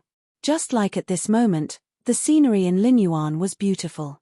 There was no music to annoy the ears, but there was running water that could calm the heart. The people eating and chatting, or rather, the people, wore simple but expensive clothes that fit their bodies.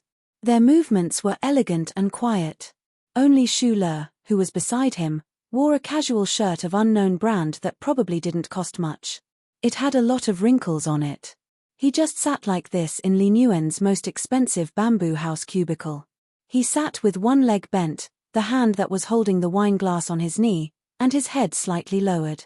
He looked very much like those unemployed people on the streets in movies. What Ju Yu didn't know was that Xu Le was originally an orphan from a mining family in Donglin. In the past, before they met that uncle, what he and Li Weiyi were most used to doing was sitting with their legs crossed on the sidewalk of Zhonglo Street and watching the TV screen in the cafe. This was a posture of thinking, and Xu Le was indeed thinking. Since he was very young, he was used to thinking in silence.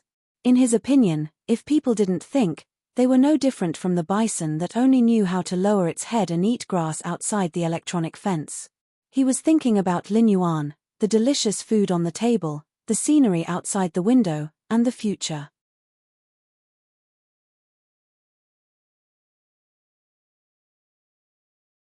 The black car once again drove past Hawking Avenue, where the Ministry of Finance was located. It drove past the dead end that led to the Bureau of Proclamation. The corners of his eyes twitched slightly, and he forced himself not to think about the omnipotent charter computer at the end of the road. At this moment, the phone rang. The sound of the seventh young master of the Li family, Li Xiaotong's extremely hearty laughter could be heard. "I heard that you have been assigned to the Whitewater Company." Xu Le was slightly surprised. He didn't expect that after the night at the Ivy Garden, this person would actually take the initiative to contact him. He believed that he didn't have anything that the other party needed. Both the Li family and the Federal Academy of Science had already confirmed that the core data was in their hands. "Yes, I'll report right now," Xu Le replied. The other end of the phone was silent for a moment. Then the voice said, "Can you do me the honor of coming out for dinner tonight?" Xu Le subconsciously looked at the weather outside the window. He confirmed that the sun's orbit today was normal. Perhaps the silence made Li Xiaotong a little uncomfortable. He said very seriously, "I don't mean anything else. I just want to hang out with you."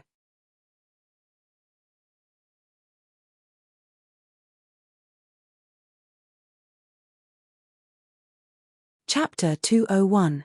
White clouds floated on the mountainside in the distance. The dark green fields stretched as far as the eye could see. The precision irrigation equipment of the Federation's automated farm was spraying morning dew under the sun. From time to time, a faint buzzing sound could be heard. It was in perfect harmony with the chirping of the insects in the forest beside the road. The capital special district's traffic was very developed. After driving for 40 minutes along the highway, the solemn buildings of the capital were no longer in sight. The smell of power was also gone. As far as the eye could see, there was only verdant greenery and the wonderful smell of juice from the broken stems. Just beside the Federation's automated farm, high walls and iron fences separated a large area. From the road, one could only see a 5-story building in the courtyard. Other than that, there were no other eye-catching buildings. The window of the black car rolled down. Xu Le showed the electronic recommendation letter to the guard. With a beep, the door slowly opened. He narrowed his eyes and looked at everything around the car. He was a little surprised. The Federation's largest security company, Whitewater Security Company, was located in the capital special district. It looked quiet with a sense of decline. It didn't look like a company famous for the Federation's high-end weapons. Instead, it looked like a forgotten farm amusement park. Where there was metal, there would be fruit shells. The Shell Motor Company was a giant company in the Federation. The number of people who directly or indirectly served it exceeded 1 million. This company had countless branches, and its business scope involved all aspects of the Federation's social life. Whitewater Security Company was one of them. Because of the disturbance in the research institute, Xu Le was sent to Whitewater Security Company. Before he came, he did some research and found out that this was the Federation's largest security company. Although the Shell Motor Company didn't pay much attention to them, in terms of strength, they were the strongest among the Federation's 3 largest security companies. The Federation had a lot of military operations in the universe. Because of the diplomatic pressure from the Empire and the 100 Mu Triangle, it was inconvenient to mobilize the military. Plus, there were some conflicts with firepower on resource planets, or some secret operations that could not see the light of day. Most of the time, it was the 3 major security companies of the Federation that carried out these operations in place of the federal military. And Whitewater, which was directly under the Shell Motor Company, because of the thick federal military color of its shell, became the main operator. Of course, these were all things that couldn't be seen in the news, but those who knew the inside story knew very well that the Whitewater Security Company was actually a group of mercenaries disguised as mercenaries, or rather, the Federation's thugs disguised as mercenaries. In addition to some security work within the Federation, most of the company's business scope was actually in the borderlands of the Federation. There was even a rumor that after the firefight between District S2 and the anti-government forces had stopped, the company was also secretly involved in the small armed forces that carried out the surprise attack. Therefore, Schuler was a little surprised when he saw the base that looked like a simple factory.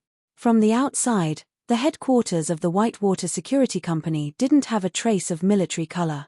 After the personnel department reported in, a affairs officer wearing glasses coldly led Schuler to an office at the back of the building and said to him, "This is your office. In a moment, your secretary will come over to give you the details of your work." What happened in the Capital Special District didn't spread to the Whitewater Security Company, so the people in the headquarters didn't care at all about the arrival of a young second lieutenant. The affairs officer in the personnel department didn't think that Schuler had any background. In his opinion, being sent to the Whitewater Security Company from the Husk Institute meant that he was definitely a loser in the struggle, and a complete failure. However, the Shell Motor Company's first-order department after all, while the Whitewater Security Company was only a third-order department. Schuler had such a resume, so even though he was banished here, he was still assigned the position of technical supervisor and even a secretary. The affairs officer looked at Schuler expressionlessly and asked, "Is there anything else?" The combat personnel of the Whitewater Company were extremely outstanding, and the base was also very well equipped. Many of the combat personnel were even military personnel themselves. These combat personnel on the front lines were well paid and had a promising future. However, the affairs officers and technical supervisors were all pitiful people who were pushed out of the core area of the Shell Motor Company. The affairs officer was the same, but he didn't have the slightest bit of sympathy for Schuler, who was also a loser.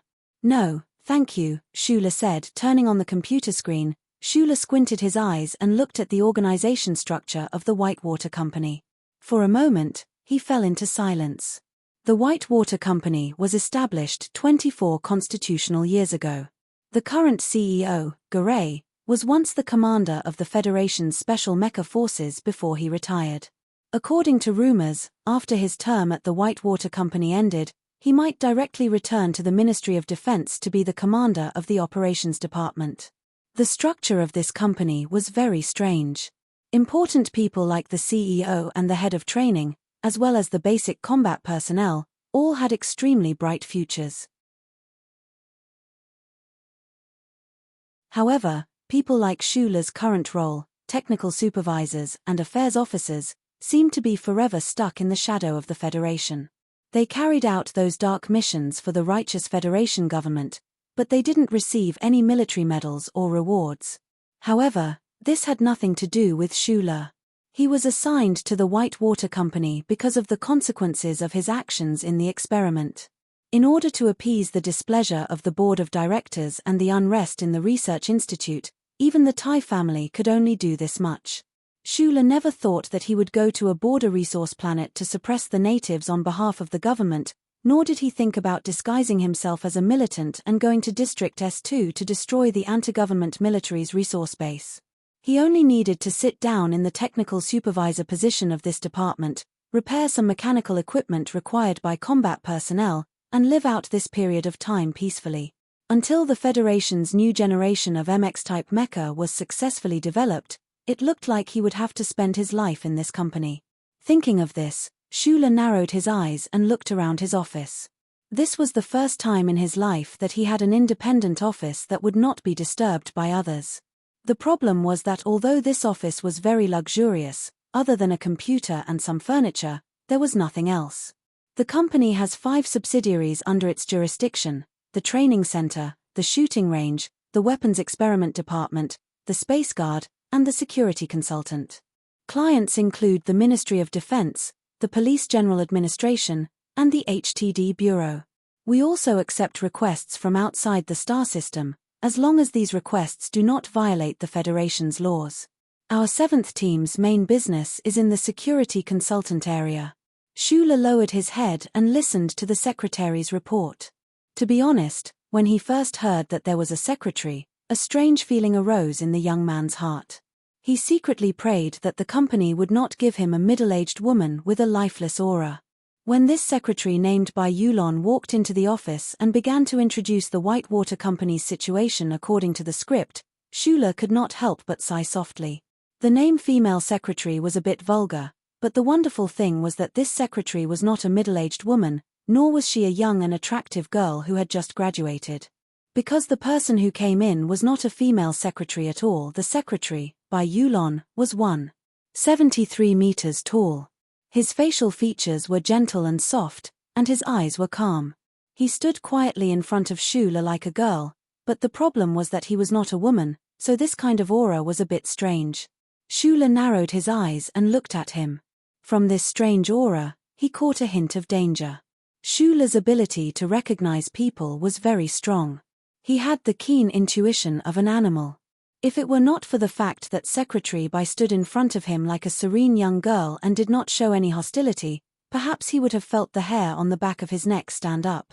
Only people who had killed many people and did not take human life seriously would show this kind of aura. In the past years, Schuler had seen many powerful people, such as Captain Tien, Madman Li, and Brother Zheng, who was beside the 7th young master of the Li family. The secretary in front of him, Bai Yulon, was different from these people. He restrained himself very well, but he always gave people the feeling that he would go crazy in the next moment. The calm and gentle expression on his face would turn into a bone-chilling coldness in an instant. When Schuler was looking at Secretary Bai's eyes were looking at the booklet in his hand. His heart was calm, so his appearance was calm.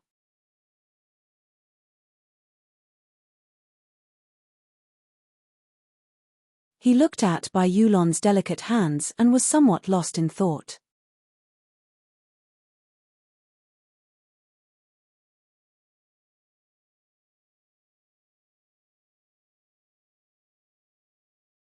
Schuler clumsily reached out and shook hands with him.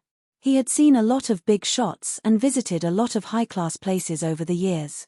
His heart had been shocked by the picturesque landscape of Morcho's back mountain, so he shouldn't have been shocked by Li Xiaotong's 3-story building. However, he was still a nobody in his bones.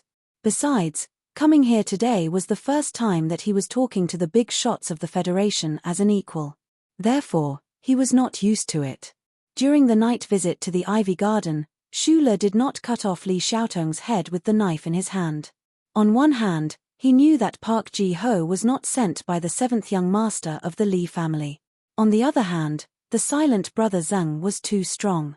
After that night's conversation, Li Xiaotong helped him hide the news of Park Ji-ho's death for a while.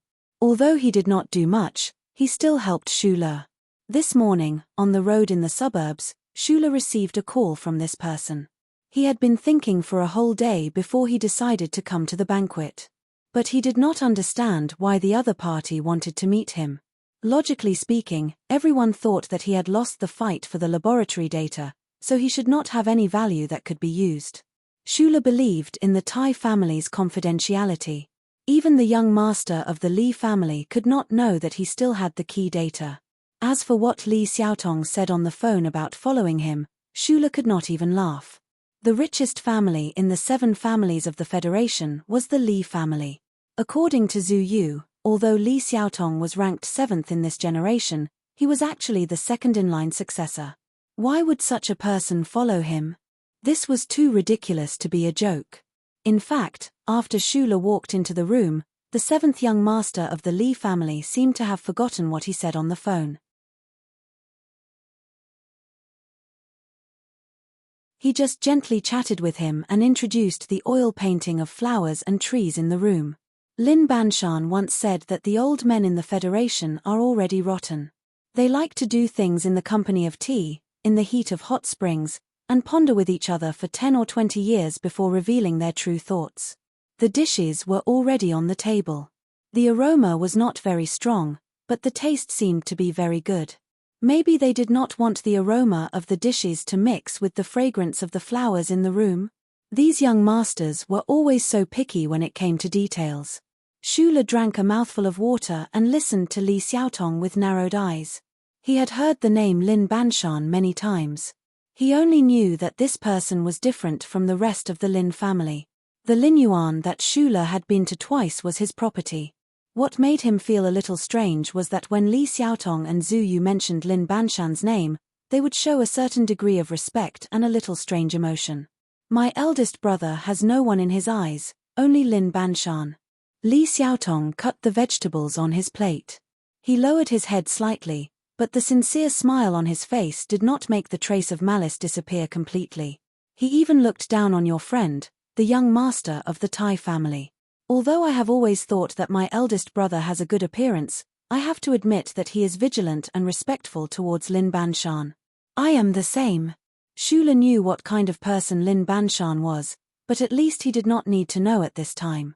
Lin Banshan said that when you open the door, you have to see the mountain. When you see the mountain, you are the mountain. You can stand still and let wind blow from all directions. Li Xiaotong put down his knife and fork, looked at Shula across the table and said, "So I will get straight to the point. I don't care what problems there are between the family, you, and the lady behind you. I want to establish some kind of personal friendship with you. This is why I asked you to come here today." That night in the Ivy Garden, Li Xiaotong had expressed a similar intention to Shula, but there was no time to say it more thoroughly. Hearing this, Shula was startled. He looked down at the ordinary jacket on the chair beside him and could not understand the other's meaning. That night, Li Xiaotong had asked Shula to introduce him to Tai Jiyuan at a suitable time, but Shula believed that just this little bit of benefit was not enough for the other to formally meet him. I think you should know that the data from the laboratory has already reached the Federal Academy of Science. Even if you want to ruin the plans of the young master of the Li family, I am of no use. Shula replied, his eyes narrowing slightly. Until today, he felt like he was on the terrace of Morcho's back mountain. He was really not used to this kind of atmosphere. Since the other party was willing to get straight to the point, he had no reason to hesitate. If it was said that Great Secretary Shen was willing to work with Shula because of his relationship with Tai Jiyuan, and because he knew very well that Shula held in his hands mecha data that could affect the presidential election, then what about Li Xiaotong?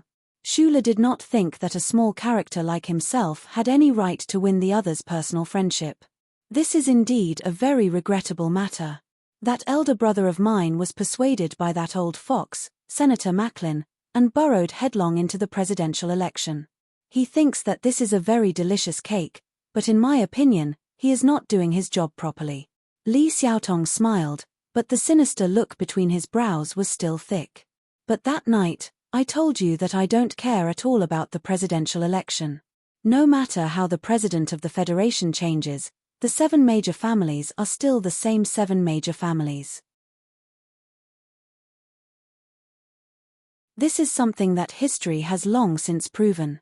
But I am still the type of person that your family doesn't like, said Shula.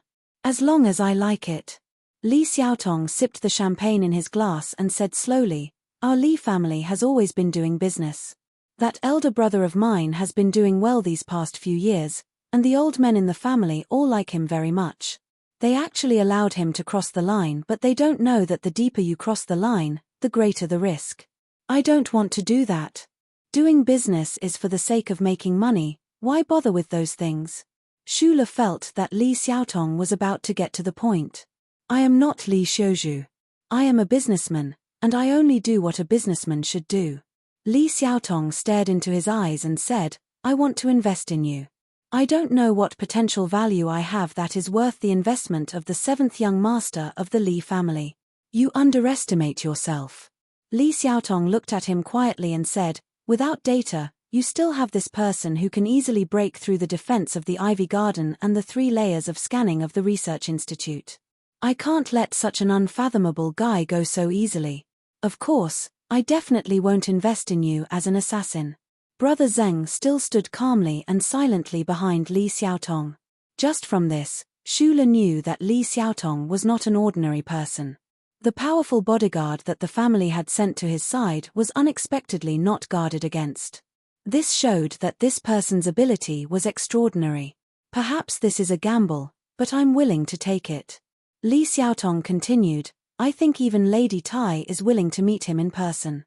If I bet on him, even if I lose, I won't lose too much. Shula was slightly startled.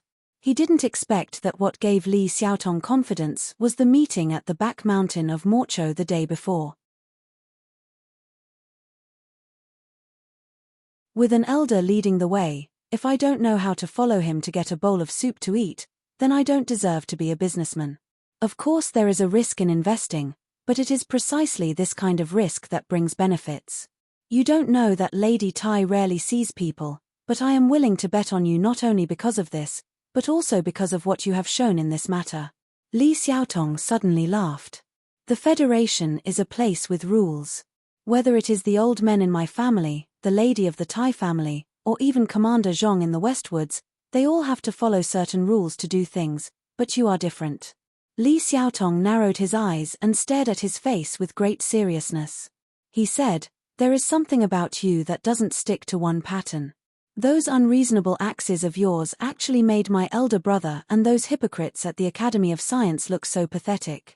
In this world where rules must be followed, you don't follow the rules. This is why you are destined to either die an extremely miserable death in the future, or you will fight for a completely different future. The last person in this circle who didn't follow the rules like this was Lin Banshan. No matter how arrogant that little madman of the Li family is, there is still the old man who can firmly suppress him. Other than Lin Banshan and you, I can't see anyone else in this circle who can't find something above their heads that can suppress you.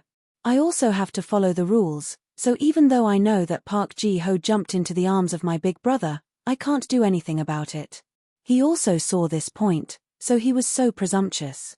Speaking of which, I have to thank you for helping me kill him. Li Xiaotong's tone became indifferent. But the problem now is that if I also follow the rules, this family will never be mine, so I have to invest in a person who doesn't follow the rules at all. A few days ago, I didn't make up my mind. Li Xiaotong's cold and stubborn face, like a plum blossom, showed a trace of a sad expression. But your unreasonable axes in the lab really hit my weak point. The lethality of this kind of resentful expression was really too great. If Shi Qinghai showed this kind of expression, it would probably be a bit tempting. If the beautiful young master of the Li family, Li Xiuzhu, showed this kind of expression, it would probably be a bit charming. Only Li Xiaotong was gloomy, surrounded by flowers, but he sighed faintly. It couldn't help but be like a pine tree that was pressed down by snow suddenly became delicate like a flower in a greenhouse, making people feel helpless. In Zhu Yu's words, Shula was an outsider who didn't even understand what was going on, so he was completely unreasonable and ignorant. In terms of mechanics, he was talented, in terms of recognizing people, and in terms of calmness, he was talented, but in the end, he was still a stubborn stone that had not been polished. He was stubborn, but he was slightly clumsy, and he didn't understand a lot of things. After staying silent at the table for a long time, Shula used the mind of an engineer to carefully arrange the things needed in his plan, and then he found that no matter whether what the young master of the Li family said was true or not, it seemed that he really didn't have anything that he couldn't lose in this federation. So he grinned and said seriously, I need a lot of money. In the suburbs of the southwest corner of the capital special district, several highways converged here, and then extended to the various states of the Federation planet S1. It was 9 o'clock at night, and the highways were brightly lit, but there were not many cars driving. On the contrary, behind a mountain next to the highway, there was a road without streetlights on both sides, but it was very lively and noisy.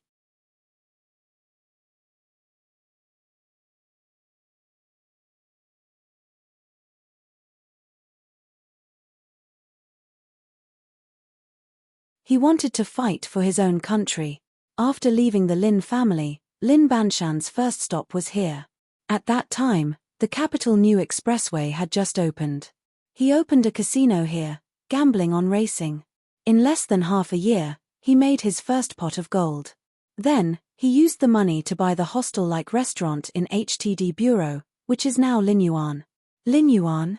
Shula knew that Lin Yuan was Lin Banshan's business, but he didn't expect that many years ago, Lin Banshan, who had vaguely become a legend, could actually buy that piece of land with the income from illegal racing. So, don't underestimate the income here. Li Xiaotong said calmly, we are all children of aristocratic families, and we all know how rich the family business is. Lin Banshan said he didn't want it and left in a carefree and arrogant manner. I grew up with a golden spoon in my mouth, but I don't have his courage. I feel ashamed just thinking about it. The 7 families of the Federation were not ordinary families, and they were not ordinary businesses. Even if they failed to fight for the right of inheritance and stayed at home, they could enjoy a lifetime of wealth and privileges that the citizens of the Federation could not imagine. But Lin Banshan left at the age of 18, leaving behind words of disdain, and left in such an arrogant manner. This universe, this Federation, is made up of countless rules. The mysterious Lady Tai, the powerful president, and the noble army god still have to take care of the interests of all sides, constantly compromise and strive to find a balance between those lines.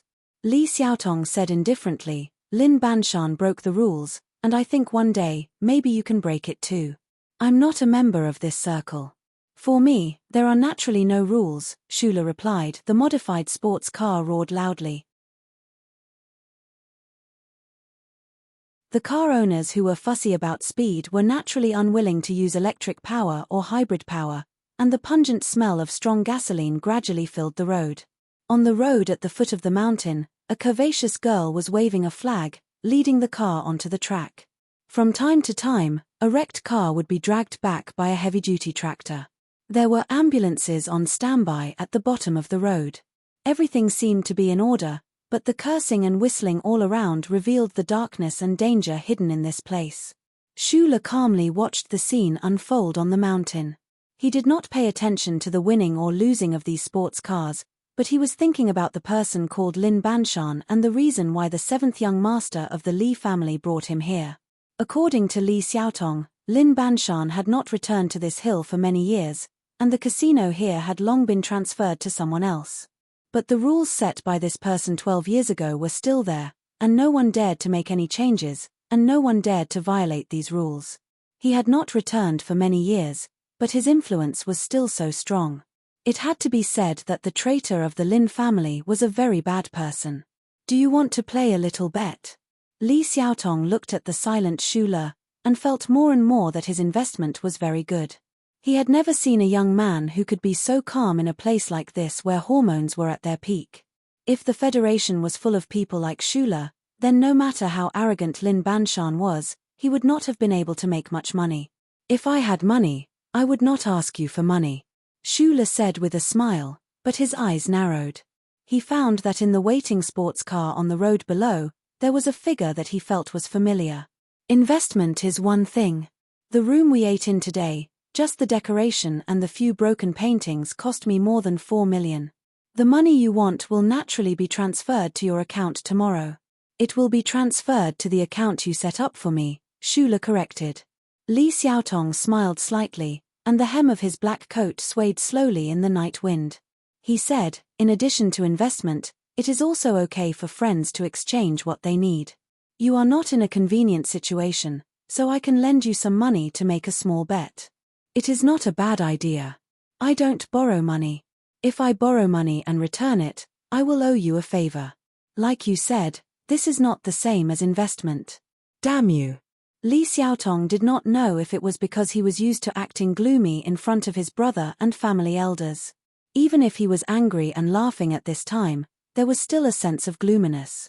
He laughed and scolded, "Can you take it as a gift? Why do I have to bet?" Shula looked at him curiously. Li Xiaotong calmly replied, "People who do business are very superstitious. I also pay attention to luck. If there is no accident, you are probably the riskiest and biggest investment I have made in my life. Tonight, I am here to try my luck and hope for a good start. If I lose the bet, you will continue to invest in me." Shula smiled and said, "Then what is the point of us betting on cars? What if I win?" At this time, a group of people near the hill suddenly became noisy. It seemed that they had made a big bet and were very confident, so those young masters were shouting something loudly. Just as Li Xiaotong said, there were rules everywhere in the Federation. Both sides of the road were crowded with excited people, but there were not many people on the hill. Only people with status could come here. It is the son of the deputy chairman. He does not know who I am, and we have not talked before. Li Xiaotong glanced over and said to Shula. The deputy chairman of the Federation Management Committee was undoubtedly one of the most powerful people.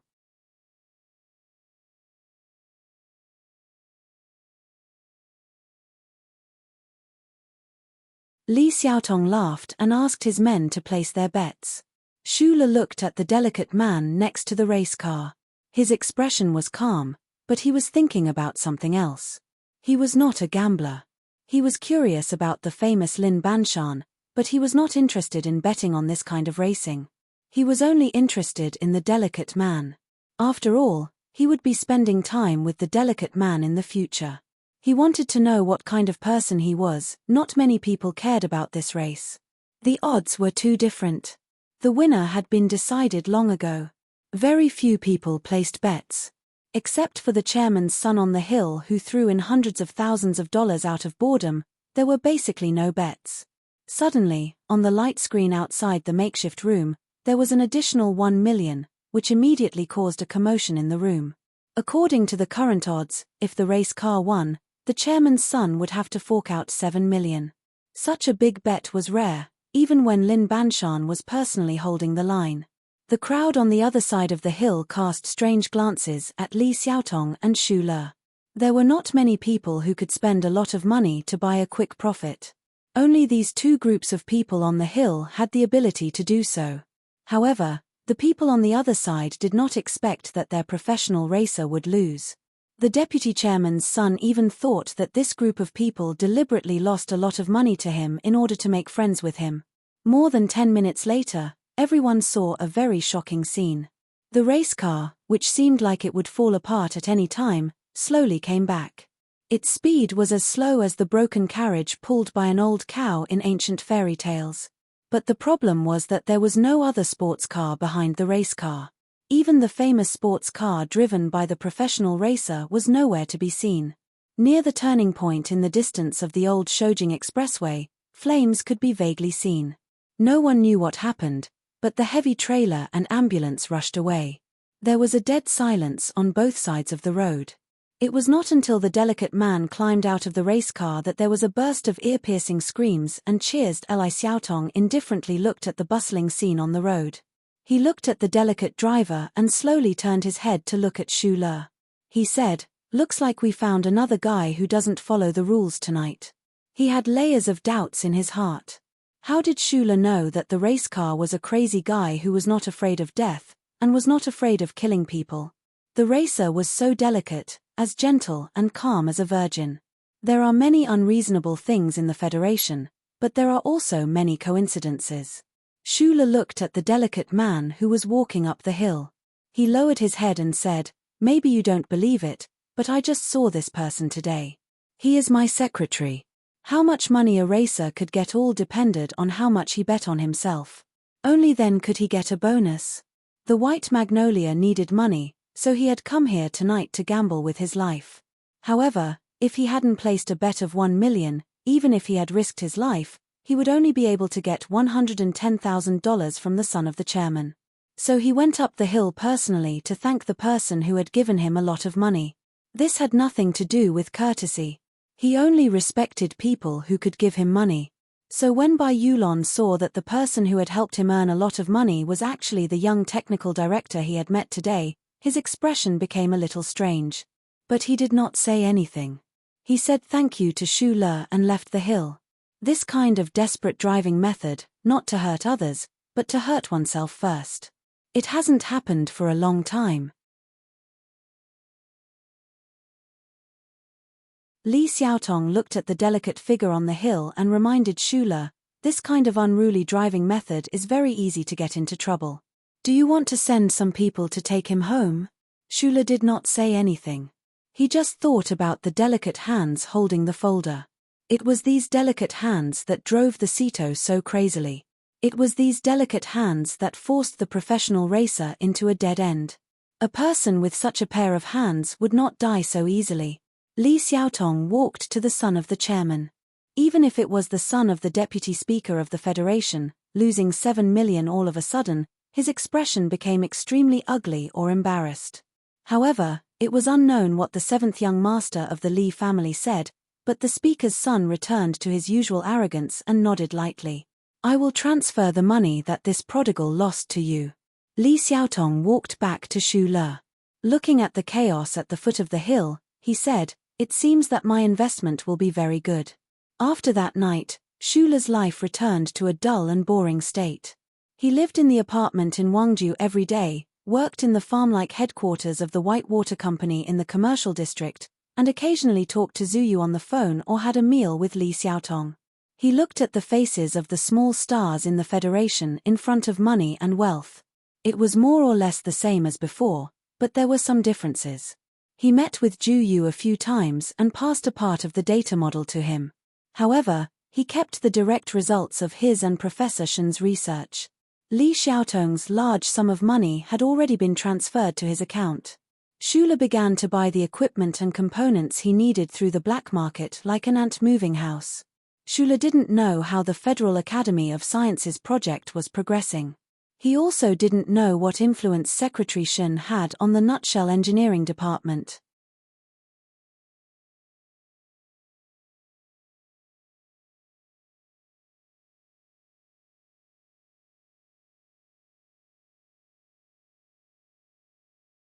Chapter 203. After all, the blood in a human body was not the same as the water stored in a fire engine. After gushing out from the severed wrist, the blood was depleted in an instant, dripping and soaking the synthetic blanket in front of the sofa. The blanket was full of blood, and its color became extremely dark and heavy. However, the smell of blood was not absorbed, and instead, it began to spread around the room. The middle-aged man in the synthetic sweater was called Wang Xian, a very ordinary name, and a very ordinary person. At this time, he had lost an arm, and his face was pale. However, after the scream, he stubbornly pursed his lips and did not say a word. He used his left hand to press down on the joint of his right arm. He did not want to die from excessive blood loss, and he also did not think that this beautiful man in front of him would kill him immediately. People who did this kind of work were always extremely careful. The way they died was usually through betrayal or being silenced by their superiors. It was very rare for an enemy to come directly to their door and cut off their arm in such a violent scene. Wang Xian raised his head and looked at the beautiful man in front of him with resentful eyes. He did not ask how the other party found his place, although this was his biggest curiosity. He only forced himself to be calm and said, "What do you want?" The simple surveillance system and alarm system outside the apartment did not have the slightest reaction when the other party broke in. It seemed that the other party had already cleaned the surroundings of the apartment in advance. Although Wang Xian was only an intelligence officer, his ability to protect himself was not bad. However, in front of the other party, he could not even block a single kick, and he could not avoid that tyrannical axe. Combining these two situations, he knew how terrifying the enemy was today. More importantly, he recognized the real identity of this beautiful man at a glance. He began to feel fear and despair, but the other party did not immediately kill him, and he smelled a trace of opportunity. Shi Qinghai took out a pack of 37 brand cigarettes from his pocket, lit one, and took a deep breath. He crouched beside the pool of blood and took a wallet from Wang Xian's body. Through the phone of Senator Macklin's secretary, Helen, he obtained some information, but the information was too vague and too jumbled. It took him a full 3 days to sort through the information before he found the person in front of him named Wang Xian. This person was nominally a staff member of the S2 Mountain Ring 4 States Peace Foundation, but the number of times he appeared in Helen's phone seemed to be a little too much. Starting from this point of suspicion, he began to secretly investigate Wang Xian, paying special attention to this person's movements before the 1st of January of the 67th year of the constitutional calendar. He graduated from the 1st Military Academy with the highest grades, and was one of the most successful anti-government army spies in the Federation. No matter how well Wang Xian's cover, he still found many problems. "You should know me." While rummaging through his wallet, Shi Qinghai said vaguely with a cigarette in his mouth, "So, you should know very well that I'm here for revenge. It'll be very difficult for you to survive. But before you die, I'd like to know one thing. How did Senator Macklin send the information to Yang Jingsong of the Department of Defense when he learned that the source of danger was going to Linhai State Stadium?" Some of the ashes flew down with the slight movement of his lips, landing on the dark and bloody carpet. He continued calmly, "I've been investigating for a long time, and Macklin did indeed talk to Yang Jingsong on the phone. But with Yang Jingsong's enmity towards the comrades in the mountains, he shouldn't believe it so easily. So there must be another group of people who vouched for him." Shi Qinghai smiled slightly, and a kind expression appeared on his delicate face. "Tell me who that group of people is. Also, I believe that you must have some evidence that can embarrass Senator Macklin. Please give it to me as well." The other party was a military officer. "I don't know who's behind him, but there was one time when I found out that it seemed to be a big shot in Parliament Mountain.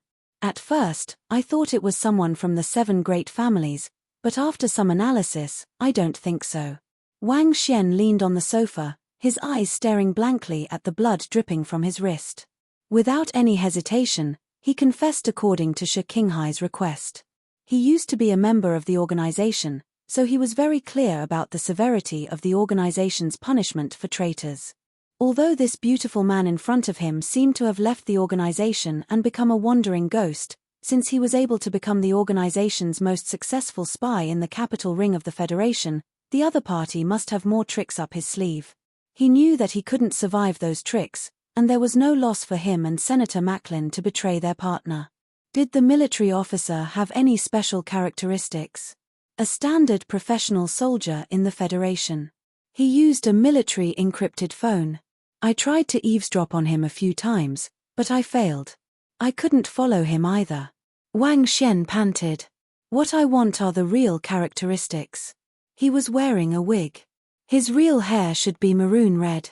Maroon red hair was indeed rare in the Federation, but there were at least a few million people in the population of tens of billions. After a moment of silence, Shi Qinghai said, "Looks like you're quite meticulous. That's all for this clue. Next up is the second one. I need something that can make Senator Macklin uncomfortable." This was the 3rd time Shi Qinghai had mentioned the word comrade. A strange expression appeared on Wang Xian's pale face. He panted and said, "I only asked you to give me a quick death. You know very well that I can't fulfill this request of yours." Shi Qinghai threw the wallet on the floor and took out a photo. It was a photo of Wang Xian, his wife, and daughter. He put the photo in front of Wang Xian's eyes and didn't say a word.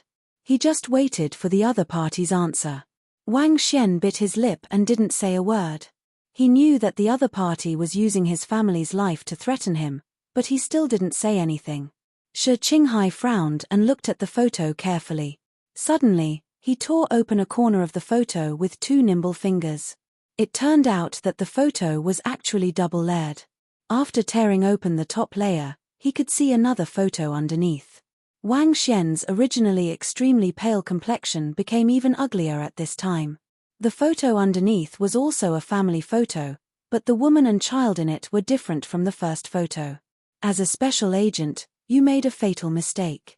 People like us don't have the right to expect love and family, not to mention having such a cute child. Shi Qinghai threw the photo on the floor beside Wang Xian. He picked up the axe and gently placed it on the photo. The sharp edge of the axe just happened to rest on the neck of the cute little girl in the photo. Even if you have a family, you should be more careful. What's the use of double-layered photos when you can't carry them around? This kind of artistic aura can really kill people. Don't implicate the wife and child. Wang Xian stared at Shi Qinghai with resentment. Don't forget the rules of the organization. Since the massacre 30 years ago, the organization has strictly prohibited the use of such violent means. If you dare to do so, the disciplinary committee won't let you go. Even, he, will have to bear the pain and behead you. When you betrayed my teacher, did you think about the consequences? Shi Qinghai's expression was calm, but his voice was incomparably cold. I believe you didn't, so I won't think about the consequences. I don't belong to any organization. I'm just carrying out a very simple revenge. Wang Xian's expression was gloomy. He knew that he was going to die today, but he had to think about his daughter. He knew that the handsome man in front of him could be a terrifying killing machine when he turned cold. Half an hour later, Shi Qinghai tidied up everything in the apartment. He checked the recording pen and the transferred data on him one last time. He walked out of the room and closed the door that had been cut open by the axe. Next to the sofa behind the door, the already dead Wang Xian lay in a pool of blood with his eyes closed. Taking the subway to the old airport in the capital, Shi Qinghai silently walked to a stove in the corner while listening to the street music of street performers hitting empty cannon shells. The weather in the late spring had begun to become hot and dry. No one was willing to go near the stove. There were only some remnants of incense ashes used to worship the dead. It seemed that the Yulon festival had just passed away. Taking off his gloves and shoes, Shi Qinghai put them into the fire. He calmly looked at the suddenly rising flames, as if he saw his teacher's chubby, sometimes serious, sometimes cute face in the flames. Shula and Shi Qinghai had lost contact for a long time. He didn't know that Mr. Shi was getting closer to the truth of the matter step by step. He even had some evidence that Senator Macklin was involved in the assassination in Linhai State. The problem was that both of them were young people who walked the path of revenge alone. Even if they had evidence in their hands, they probably wouldn't know where to send it. The wife of the Tai family should have been the most angry person. However, in the context of the Great Reconciliation of the Federation, and the fact that Senator Macklin represented the collective will of the people in the 4 states around the mountains, the political figures in the Federation probably wouldn't want to take such a risk when the election was about to begin. The computer screen showed the number in the account. Seeing so much money under his control for the first time, even someone as calm as Shula couldn't help but feel a little lost for a moment. Until today, he still didn't fully understand why the 7th young master of the Li family was willing to invest in him. An eclectic axe. This statement was too idealistic and too artistic. It shouldn't be the temperament of a calm businessman. Secretary Bai Yulon walked in and took the Weapons Maintenance Fund application documents that required Shula's signature. He walked out of the room. These days, this delicate man still kept a distance from Shula. Half a minute later, Bai Yulon suddenly returned to the office. He looked at Shula for a long time and said, "There are some problems in the armory. Do you want to go take a look after work?" You're tuning in to the Dreamy Chapters YouTube channel. We're so grateful for your support, and don't forget to subscribe to join us on this incredible journey through captivating stories. Your generosity through donations truly makes a world of difference, as it's the primary source of revenue that allows me to expand and enhance this channel for you. Thank you from the bottom of my heart for being a part of this adventure.